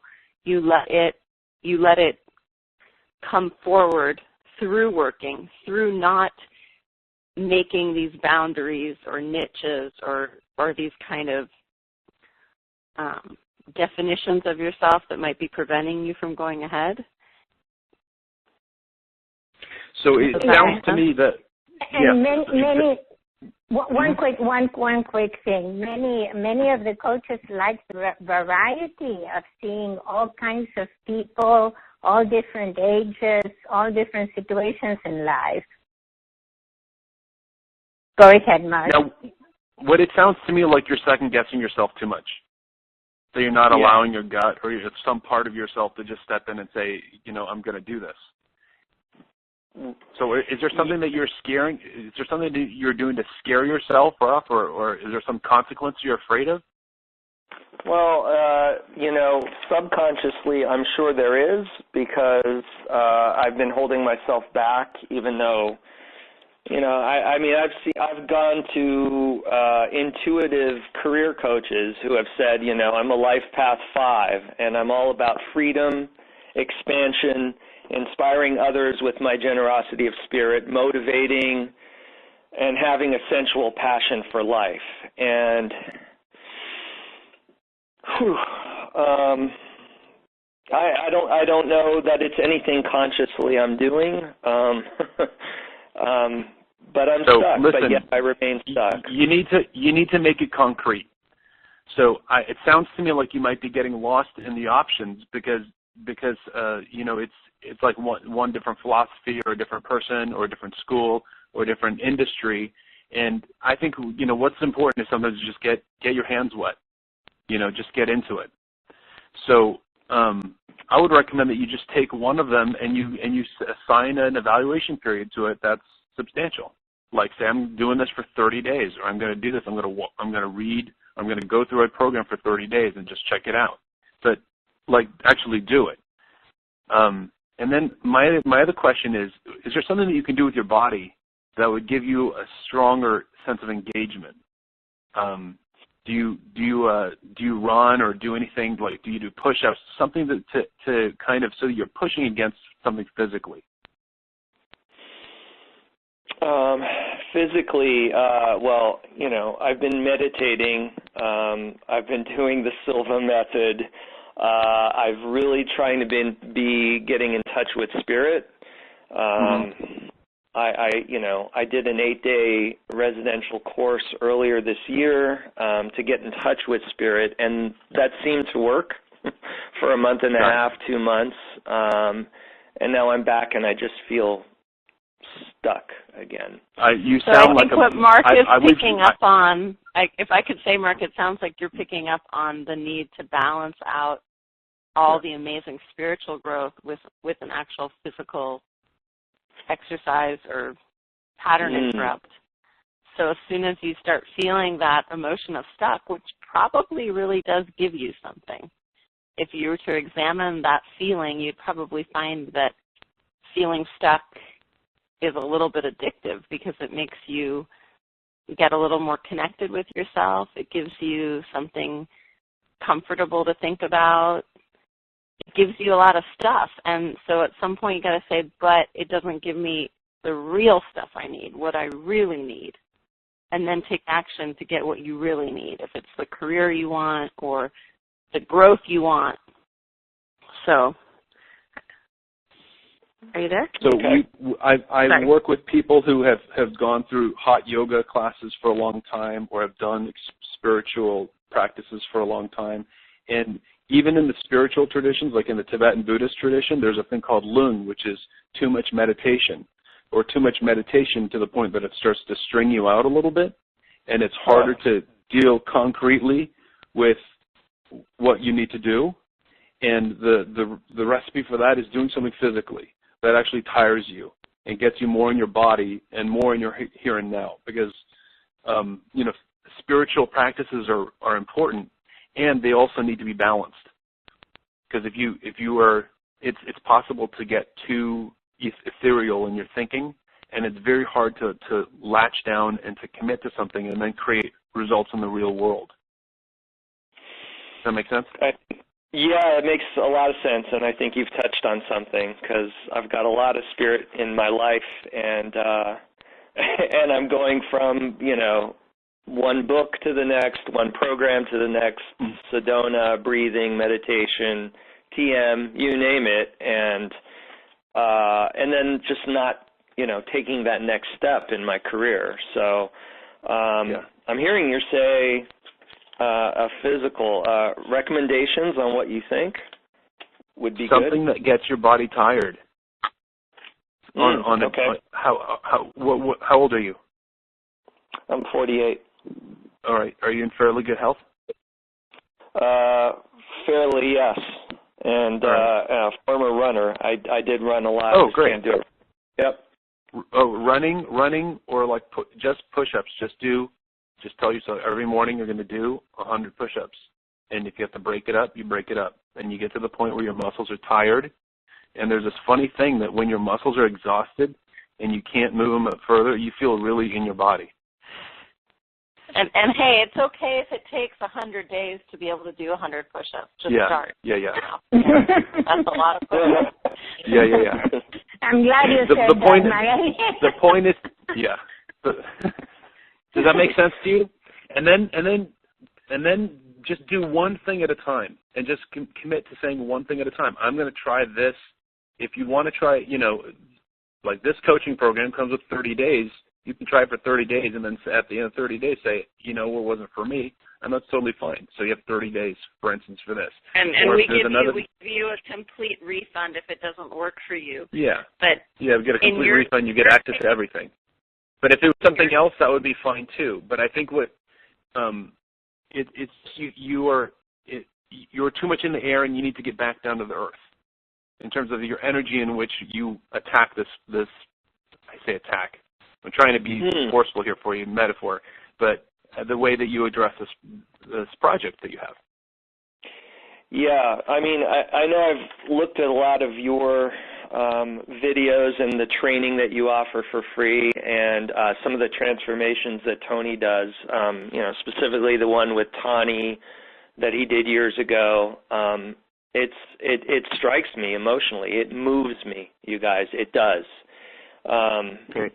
That speaks to me. My heart gets into that. So I know I'm feeling that, and I know I've got to be feeling that because I think within myself, I want, that's something that I wish I could do. Right. I know I have within me somewhere. So I don't know if we have people doing that exact intervention. So we do have people doing that exact work. So you could definitely be one of them. We'd love to have you. Thank you, guys. Appreciate it. All right. Great. Thank so you. go ahead and get earthy. Yeah. I'm going to get earthy. Okay. We've had a lot of rain here in Colorado, so all I've got to do is yeah, really. Thanks, guys. Okay. Take care. All right. So 916 area code. Hello? 916? Hey there. Hello? Hi. How are you? Good. How are you? Hey, good. How are you? Good. Okay, great. I just have been having issues with my mother for many years. I'm an only child and come from a Hispanic family. And I just feel like our relationship is finally coming to a point where something has to change. She's really affected me with my family. When I'm around her, my temperament changes. My family notices. My husband's, we've been married 12 years, and he's just kind of done. He's just like, you're on your mom. As soon as you're with her, you just become a different person. And long story short, just recently, she had a fit about something that I didn't help her with, and we're going now almost close to a month and a half not talking, which is huge for us because I don't think we've ever gone more than a day or two without talking. And I'm just wondering where I should go with this. So what are the issues? Very controlling. You're breaking up. I can't hear you. Hold on. Is this better? No. Mark, Magali, can you hear her? Can you hear me? Keep talking, and we'll see if it clears up. Just a very controlling relationship where she was used to, calling the shots, and now that I'm married and I'm busy and she doesn't come first, she's always had a lot of trouble and issues with that. Letting go, and she still treats me like I'm 13 years old, and she really affects me. Is she divorced? Is she divorced? She is divorced. She's a single lady, and I'm her only family around here. So and does she work? Does she work? She does not. She's 72 years old. She's retired. She recently moved up close to me. She's in a 55 and over community, which, because I've had to do a little bit of the tough love from time to time, she finally is in clubs and doing things. But she's always, it almost seems like she's always been my responsibility. Mm-hmm. And I don't know where to find the balance. And, the main thing for me is I don't want my daughters to see the relationship I have with her, for it to continue to be a pattern with my relationship with them, where you scream and you yell and you hang up, and that's not okay. And, she does all that, and then I call her the next day like nothing's ever happened. And this is the first time where she's hung up on me, and I haven't called back, and I haven't reached out. And apparently she's feeling just as strongly about it because she hasn't called me either. And her issue is that you don't see enough of her, or you don't invite her over? What is her issue? Her issue is that, yes, that I don't spend enough time with her, even though I invite her and I see her every weekend. For a while there, I was trying to make one morning, because that's all I have, because after that I have my kids. I try to meet with her, and she wanted to do knitting, so I started knitting with her. And I would take her to lunch after, and that lasted about a month. And we were there one day, and the lady was explaining something to her, and I wasn't listening, and she just had a fit, and she goes from one extreme to the other, where she just, wow, and it's like, why do I want to be around you? I mean, everything's negative. Everything is, every time I'm around her, too, it's just not fun to be around her. And it's not that I don't want to be around her. It's just everything's very negative. And how is she as a grandmother? The girls seem to like her. However, they tell me that she yells a lot, that she yells at them a lot, that she blames them all the time if something's, the remote's missing or something's missing. She blames them for everything. But they do seem to like her and love her, and she seems to have a lot of love for them. But, there's other issues there, like I'm a strong Christian, and she doesn't, she'll make comments like, why does your mom read the Bible every day? What a waste of time. And here I'm trying to raise my girls to have a loving relationship with God, and the grandma won't, they're like, let's pray at dinner, and she's like, I don't do that. Things like that happen. And I don't know. What was her work before she retired? She used to be a cosmetologist. She's still in a beauty salon. Oh, okay. And does she babysit for you sometimes? She does, but it comes at a price. It gets thrown at me. It's, it's very conditional. And if she says she'll watch him, and then all of a sudden she gets mad at me, then all of a sudden I'm out of luck, and then I have to scramble to try to find someone. Which to me, it's getting to the point that I'd rather just hire someone, because we have the means, than to have to deal with her. And so when you say that you were seeing her every weekend, for how long? How many hours? So when I was meeting her on a Friday, I would meet her from 9 to 1:30. And then on the weekends, we always invite her to come watch the girls play soccer, or we invite her to those sort of things. And then a lot of times she'll take the girls from there, or we'll go have lunch with her, or whatever we're doing during the day, she's invited and she comes with us. But the atmosphere is very tense. And doesn't that interfere in your relationship with your husband? It is. And he's kind of, I think he's never said anything. And now it's like, this is not working. Yes, I think that at some point you have to explain to her that you want quality time with her, but not so much time because you have to take care of your husband. Okay. And what do I do? You just have to draw the line and say, I'd be happy to get together with you alone or with the girls when my husband is working. But, and on occasion, from time to time, as a family in a soccer game or a lunch. But the rest of the time, my focus has to be on keeping my husband happy and making him number one. I want to have a good marriage. And if she doesn't get it, she doesn't get it. She doesn't get it. Okay. Okay. It seems to me like you feel a huge obligation. I do. And is she in relatively good health? She's in perfect health. Okay, she's in perfect health and she's in a community where she has activities and where she could make friends.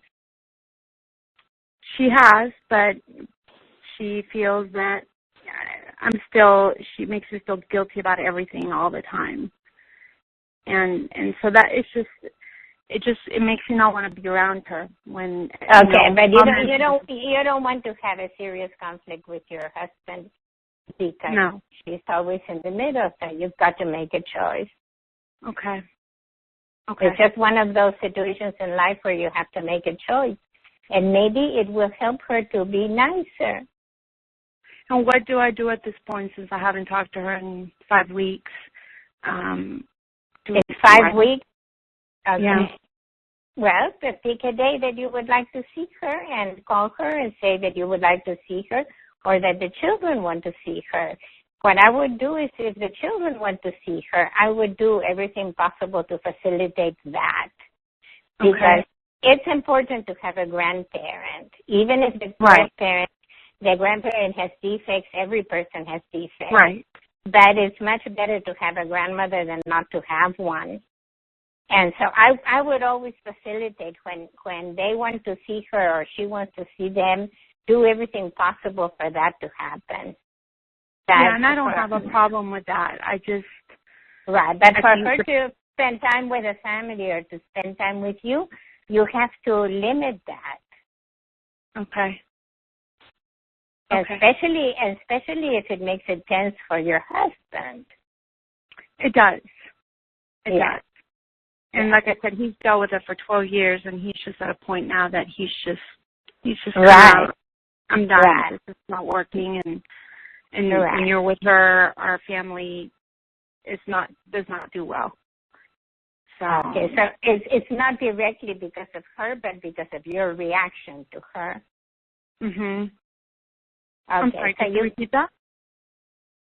Pardon me? What did you just say? I'm sorry. Is the situation bad for your husband because of the way she behaves or because of the way you behave when she's around? Because of the way I behave, my reaction and how she changes my mood and how I become a different person. I'm snappy. I'm not very happy. We're typically pretty easygoing and mellow, and I try to kind of have the peace in the home, and when I think that on the occasions where she does participate in a family activity, you need to work on yourself not to be like that. Okay. Not to get your buttons pushed in that way to where she's controlling your emotions. But how do I do that when she's constantly making comments and jabs about that I don't see her, I don't care about her, or constantly making remarks and comments? I would just say, I know you love me, Mom, and I love you too. Okay. Because basically, a message is information, but it's also a request. She's asking for you to say something like that. Okay. So every time that she makes a job or does anything like that, you say, I love you so much, Mom. And it will also give an example to your daughters of not being provoked. Okay. And you know, you said you come from a Spanish family. That's a very typical Spanish woman way of communicating. Yeah. And yes, you know that. Instead of saying, do you love me or do you like me or something, they say, you don't love me. Right. Yes. No, it's true. And unless you know the Hispanic culture, people don't get that. Right. You know? Right. So you just respond to the underlying request and say, I love you, Mom. I love you very much. And I'm so grateful for all you did for me all your life. Okay. All right. But you have to set limits and take care of your husband. I will. Thank you very much. I really appreciate help. Okay. Thank you. Bye-bye. Bye-bye. Great. All right, we have a caller from British Columbia. And by the way, any questions about the program, go ahead and raise your hand also, and I'll call on our more recent caller next if anyone wants to know about the training. All right, got the caller from British Columbia, Canada. Hi there, it's Erin. Can you hear me? How are you? Yes. Hi, it's Erin. You guys can hear me okay? Yep, hear you great. Thank you. Okay, 2 quick questions here. Number 1, I would like to know what's the ideal amount of time that you would suggest someone committing? Because I'd really like to do this. I'm already a coach. I have another question around that, but I also want to know how much time to carve out in my schedule. What would you recommend for this program? You know, we all might have different ideas. I think that you can do it with as little as 2 hours a week. Okay. Or even less if you can't do it every week. Yeah, it really depends on you and how fast you want to do it. Right. So there's a certain amount of content. Is there a specific start date so we have a pod that starts and finishes at the same time, or we finish at our own pace? You finish at your own pace. Yes, if I could address a little bit of this, Chloe, I think it might be helpful. Sure. You have your classes, your live classes every week on Thursday. And so that starts right away, and that goes on for 6 months. You have a class every Thursday, and we're going to be adding another optional live class as well. The rest of the work you can do at your own time. Those 6 months are your 6 months of live classes. But if, let's say, all you did was attend 10 of those live classes and listen to and do a little bit of other study, you could then take another 6 months to do everything else, to do the other, 75 hours. We don't put a limit on your finishing the rest of the material, so you can really go at your pace.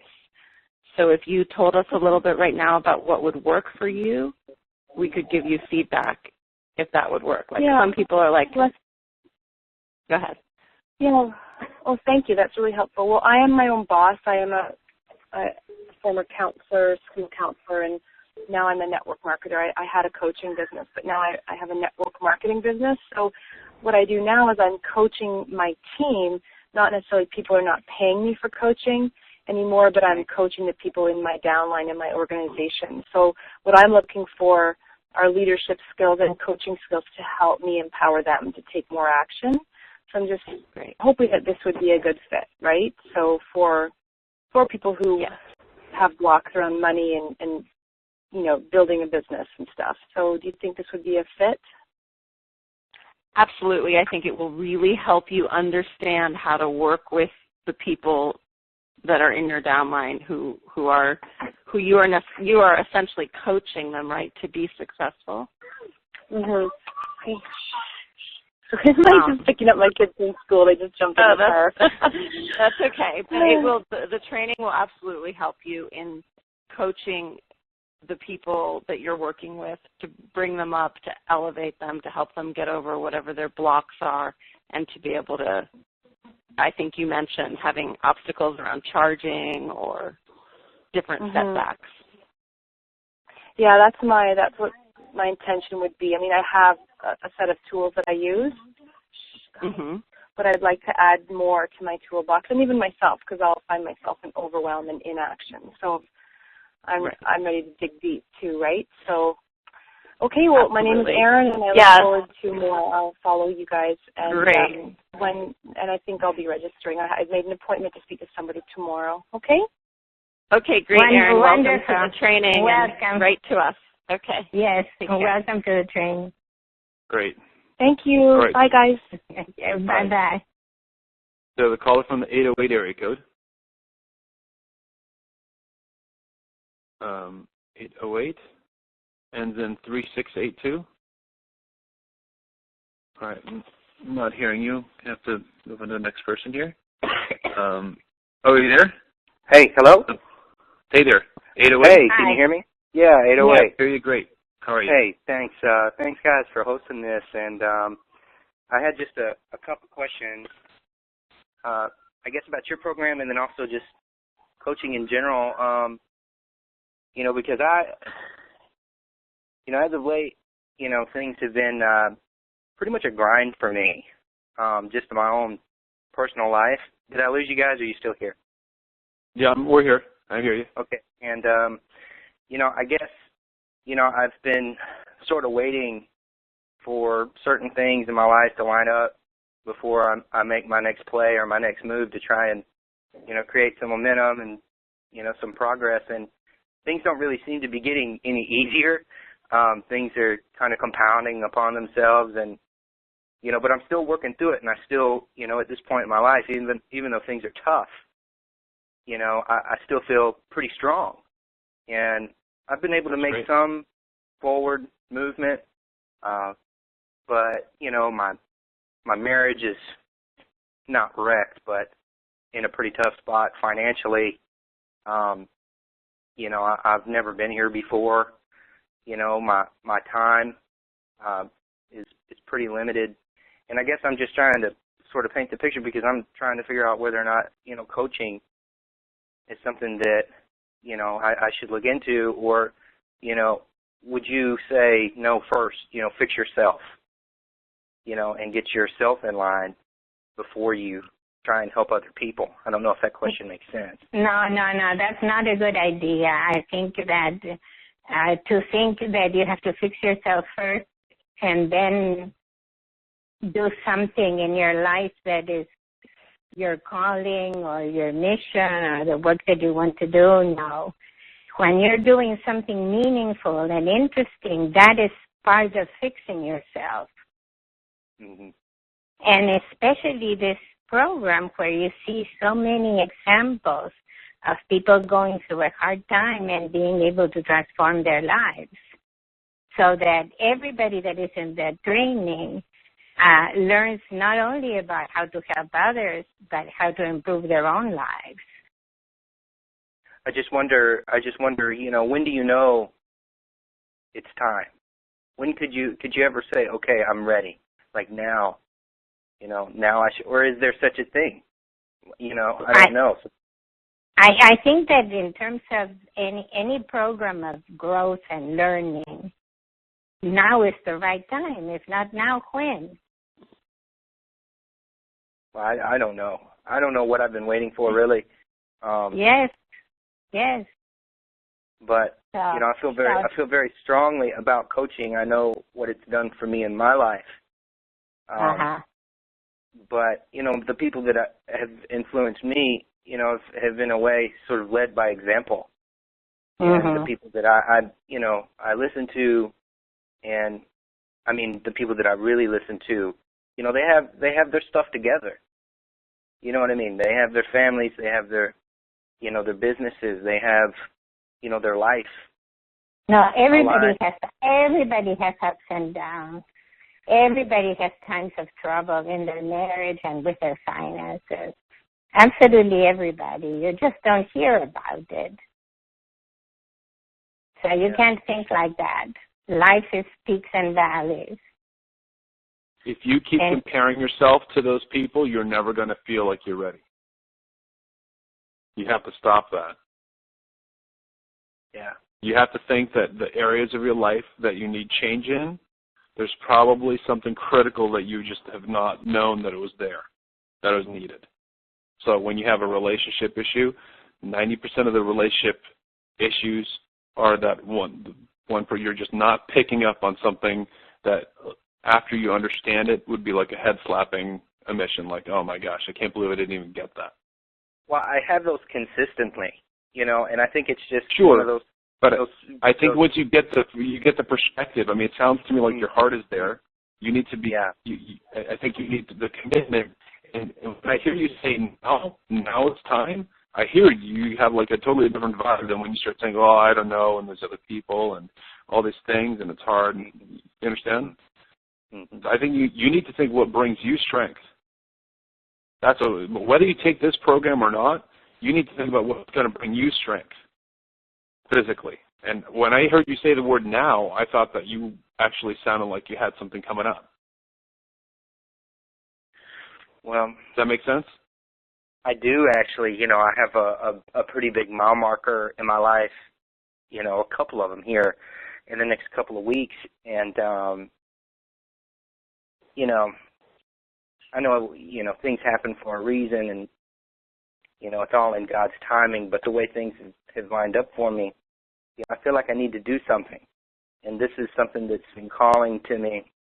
I don't know if that's the term, but I felt drawn to for a long time. And, I work in mental health. I've been in mental health for over 10 years, and I work in a crisis facility right now. And I see it all the time, all day, day in and day out. People hurting people. It's what I do. But I'm not coaching, and I feel like, this could add to my skill set in a way that, I guess the traditional path of, what education offers couldn't lend. Do you remember what got you into mental health? Do you remember the feeling? I remember exactly. I do. What was it? And it's I think my ability to relate. I have my own personal history. I have some mental health in the family. I've seen it. I've seen the disaster of it and what it can bring into someone's life. My father, he took his own life when I was in high school. I was a senior in high school, and it was I and my best friend that found him after the fact, and it was all just so traumatic, and I was so broken. And there were a few key people that reached out to me at that time in my life that truly made the difference, that saved my life, And that's what I think a lot of it can be boiled down to. I mean, everyone's got a story, and that's just a peace of mind, but that's what I feel like draws me into wanting to help people. It seems to me that you have a hugely strong vocation, and because you've suffered, you have a higher level of spirituality. When people go through those terrible traumas, they are different from others. Somehow that pain is not just an emotional pain over the grief for your father, but also a spiritual pain, and that makes you a higher level of being. And you have a calling and a vocation, and of course you want to add to your skills. What is your training? What do you do at the Crisis Center? I'm a tech. I'm an orderly, a community counselor. I work directly with the population in our hospital. It's a psychiatric hospital, and it's a crisis facility. So everybody that comes in is in crisis. Right. So you work with the most difficult kinds of people. It's a very difficult situation. It is. Yes. Very difficult. Yes. So anything that you can learn that would help you to help them better and for you to feel more fulfilled in helping them. Obviously, you've got to increase your repertory. And let me tell you something. Something like the death of a father in that manner is not something that you're just going to fix. It's not a grief that you can say, okay, I'm over it. All you can do is make it meaningful, because if from that and from your pain comes a life of contribution, you've made it meaningful. Does that make sense? It makes a lot of sense. Yes, it does. Yes. And also, as you do that, you'll be able to move past crisis situations where you're just trying to manage crisis, and you'll be able to lead people to a better place, and you'll have way more control over their progress. Yes. You already have the heart. You already have the mission. Let me add something to this. Sure. I've worked in those contexts and with those kinds of people, and I know that it gets very tiring to work in a psychiatric facility, because the facility is not conducive to doing good work with the people that come in. It's just conducive to medication and restraining and so on. You're right. It's safety. You're right. Just safety.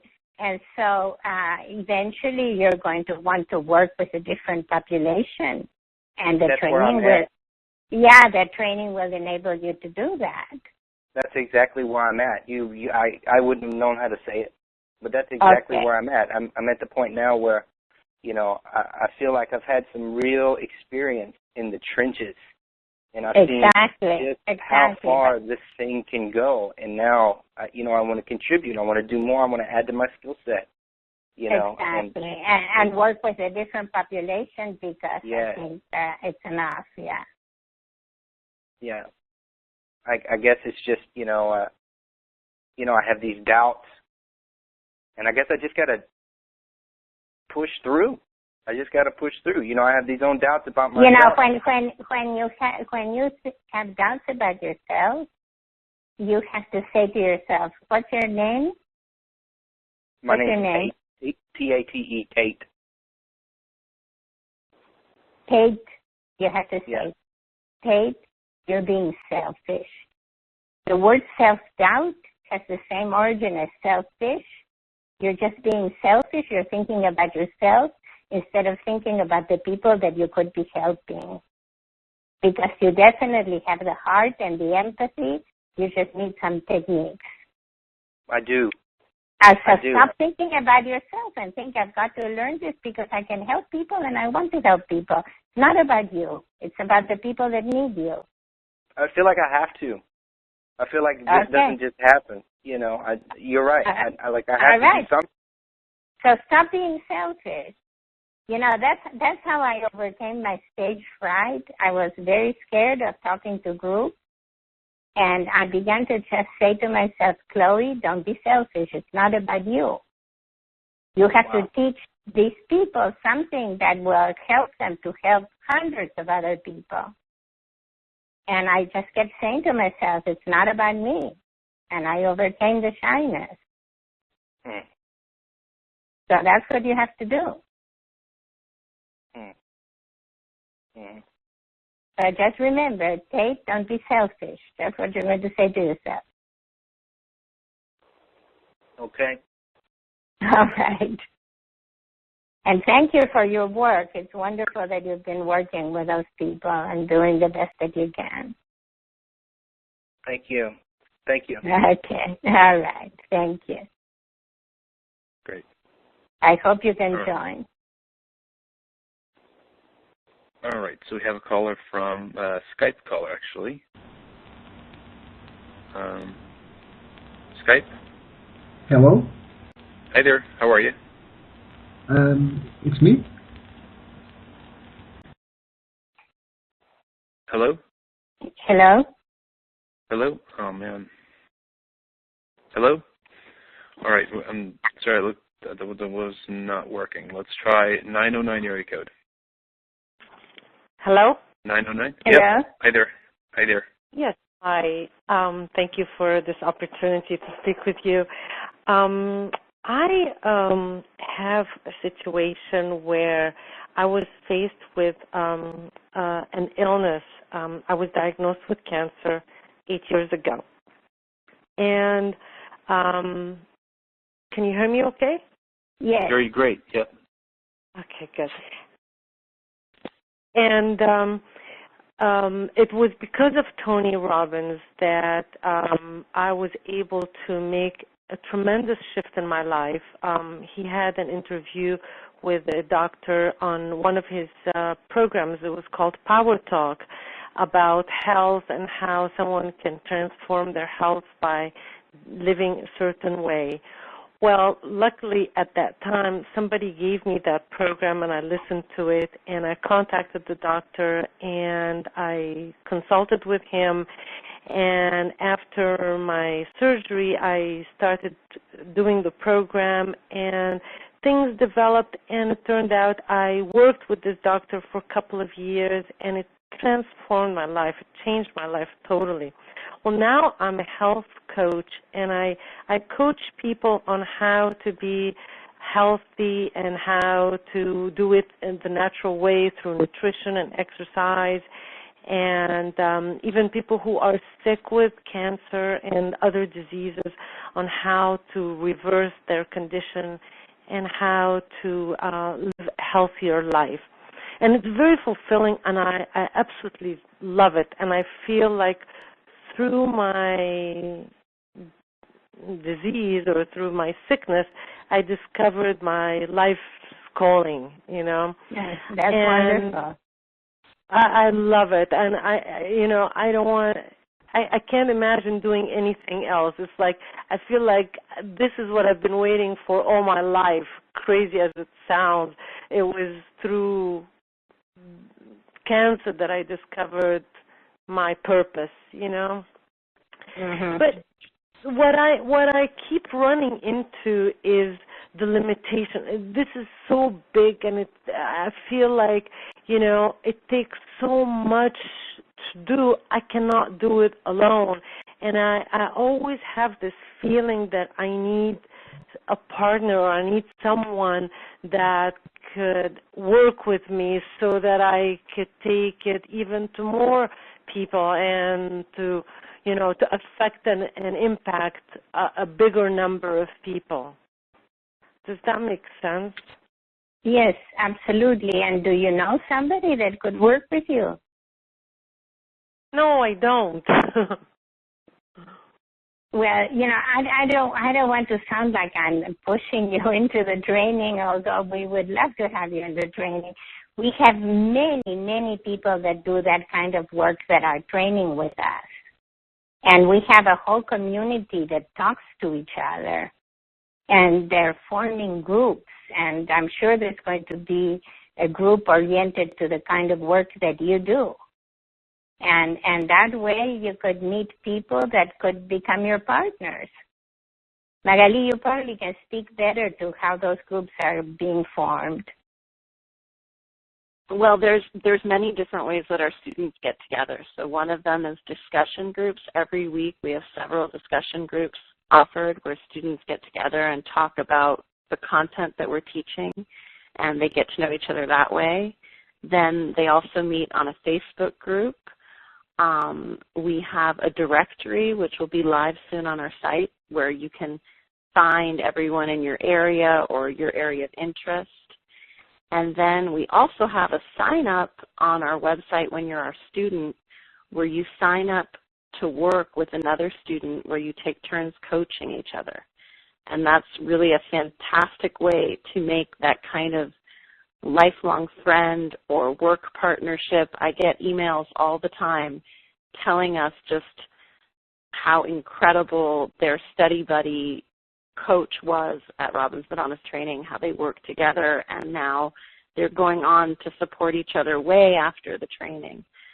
So in all these different ways, you'll connect with other people, and they'll find you also, you know. Okay. Right. You wouldn't believe the amount of support. I mean, you ask a question, you'll get 15 people answering you, and you'll get invitations from other people who are in the health coaching, saying, hey, you want to get on the phone and chat with me. So you'll get an incredible amount of support and community. I mean, it's kind of over the top. So if anyone feels isolated, or like you just don't know, or you feel like you're the only person who's into this stuff and you don't know enough other people about it, that's just a totally incredible experience, because it is a rare person who's driven to help other people. It's a small percentage of people, out there who's really thinking, you know what, how can I develop these skills to, to help other people everywhere I go. That's a rare breed, but we have an amazing collection, a concentration of people like that. And when you get around people who are passionate about the same thing that you are, and who have often are more experienced or have, different insights and the same types of thing that you're interested in, it's really impactful. It's very impactful. Do you have in your groups people who are seeking to partner up with others, or everybody that takes the training is mostly like an independent type of coach? Oh. No, we have people who've become. Most people in our training want to make connections and create businesses, often sometimes alone, but often together. So I'm sure you'll find someone. Yes, I would say that more than 50% of the people, I would say the vast majority want to partner with others because it's more fun to work that way. Especially when you work with serious health problems, you really need somebody to talk with and to collaborate with. It's very difficult to be alone. It is. It's very big. I mean, to take someone from not knowing what to do to make them an expert on how and why and where and when, and, the whole thing. It's a lot of work. Yes. Okay. So we would love to have you. We have a wonderful community of people that works with health issues. Okay. Okay, great. Well, thank you so much for the opportunity. And actually, that is one of the expertises of Magali. She's an Ayurvedic practitioner. Yep.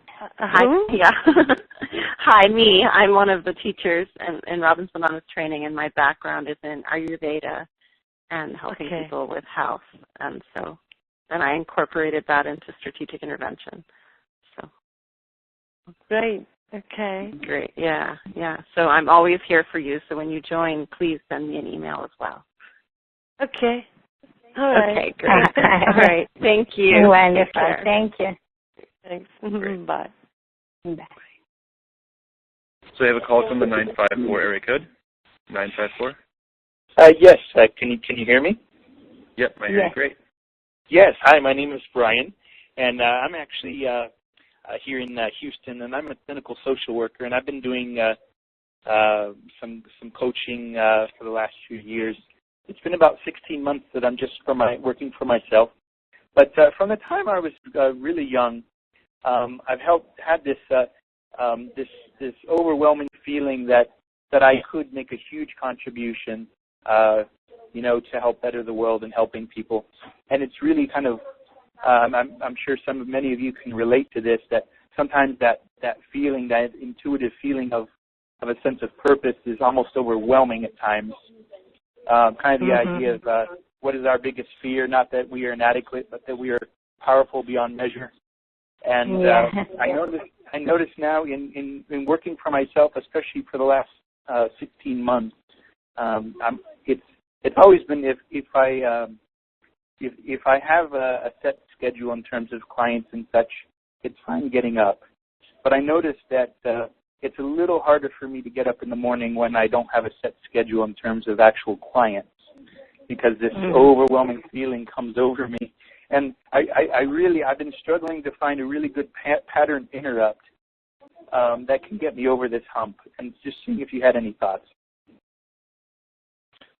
So what is the exact thing that you're looking to change? Is it a feeling? Is it a behavior? Is it a decision? Yeah, I'd say first and foremost it's a feeling where I tend to doubt myself. I guess maybe, as you mentioned earlier, it's the idea of self-doubt. Maybe there is still a little too much self there, that I tend to doubt my success at times and how successful I can actually be in building my practice.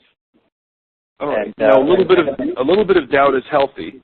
Where does it get more than what's healthy? Because I mean, people who are the most successful people in the world have doubt, and that drives them to do something, right? That drives them to get up in the morning. So where's yours? Where's yours become less than what you'd like to see? That's what I'm. Yeah. I find that it kind of borders. When I'm actually doing my work, I'm extremely confident in my skill set and my ability to help people, and I've gotten great results with my clients. But still, for some reason, and I think it could stem back to some early years, but I do the same. I don't tend to dwell much on my childhood, but where I tend to still question my skills in terms of actually marketing myself. So I think that's really in marketing myself, I tend to doubt. Sure. Yeah, and I think also because I come at life from the standpoint of trying to be, from a standpoint of humility, ideally, and I find sometimes self-promotion and humility sometimes exclusive, but not necessarily. So, if it was all about you, then it would be exclusive. But if your promotion is what allows you to have a stream of clients that make the day worthwhile for you and make you feel like you're succeeding and helping people, then the opposite is true. Right. Does that make sense? Right. Yeah. I mean, you want to be humbled by the work of being able to help people. Yes. Yes. Yeah, let me make a concrete suggestion here that might help you. Most writers write in the morning, and okay. I think that if you're successful with your clients, it's important for you to get up every morning, and the first thing that you do is write a case study of one client that you helped and how you helped them, before you forget the details of the case, and begin to collect stories about the people that you helped and what techniques you used, how you helped them, what happened, what do you think is the reason for the success. And eventually you could turn that into a book, or even better, a column in a magazine or a blog that will attract clients. And that will also help you to learn, because you learn from your own experience. Yes, okay. And that's at the time when your brain is more clear for writing, is first thing in the morning, just because you've been sleeping. And that's when most writers write. And that should be a motivation to get up and with the first cup of coffee, start writing. That's a great suggestion. That's a great suggestion. Yeah. Thank you. That's what I've done for years and years. Have you? Okay. Yes. Yeah. And if you have maybe just a brief moment, well, I guess that'll also take care of in terms of this overwhelming feeling in the morning that this feeling that's almost overwhelming in terms of starting my day. So I think this will help take care of that. It will focus you completely on something that is productive, is interesting, is part of marketing, and your contribution. Yes. Okay. Great. I get the feeling that when you have the clients, then you feel better when you have the clients lined up. Because the other thing is training does have a marketing training on how to create a client flow for yourself. So I think if you had a flow of clients showing up and needing you, you wouldn't have those moments. You'd be much easier because you rise to the occasion. Exactly. Because naturally it ebbs and flows. It's still at a point where yeah, it's not nearly as busy as I'd like it to be. So. But it only ebbs and flows is what the ocean does. You have to be careful about metaphors. You can Yes. also think of it like a gumball machine full of gumballs, and they just have to come through. You know what I mean? Something that's you have pressure because you have systems for there to be enough people lining up and needing it. I like the correction there in terms of metaphor. Thank you. Okay. Yeah. That's Great. a great metaphor. Okay. Thank you both so much. Thank you for all the work you do. Thank you. Thank you. Bye-bye. Thank you. Bye. All right. Okay, guys. So it's been about 60 minutes. We should probably. It's been wonderful having you guys. I want to let you know that if anyone is interested, we are enrolling for Robbins Madonna's training. You can learn all about it at getrmt.com. This is our flagship product. This is our best way of getting involved in coaching and learning strategic intervention. This is it's an amazing program. I'll let the video speak for itself. Getrmt.com. If you have any questions, please contact us at support@robbinsmadonnastraining.com, or you can call us at 1-877-260-0432. So let's unmute, and we like to say goodbye to each other at the end of these calls. So here we go. Thank you, guys. Thank you, everybody. Thank you, everybody. Bye, everyone. Thank you.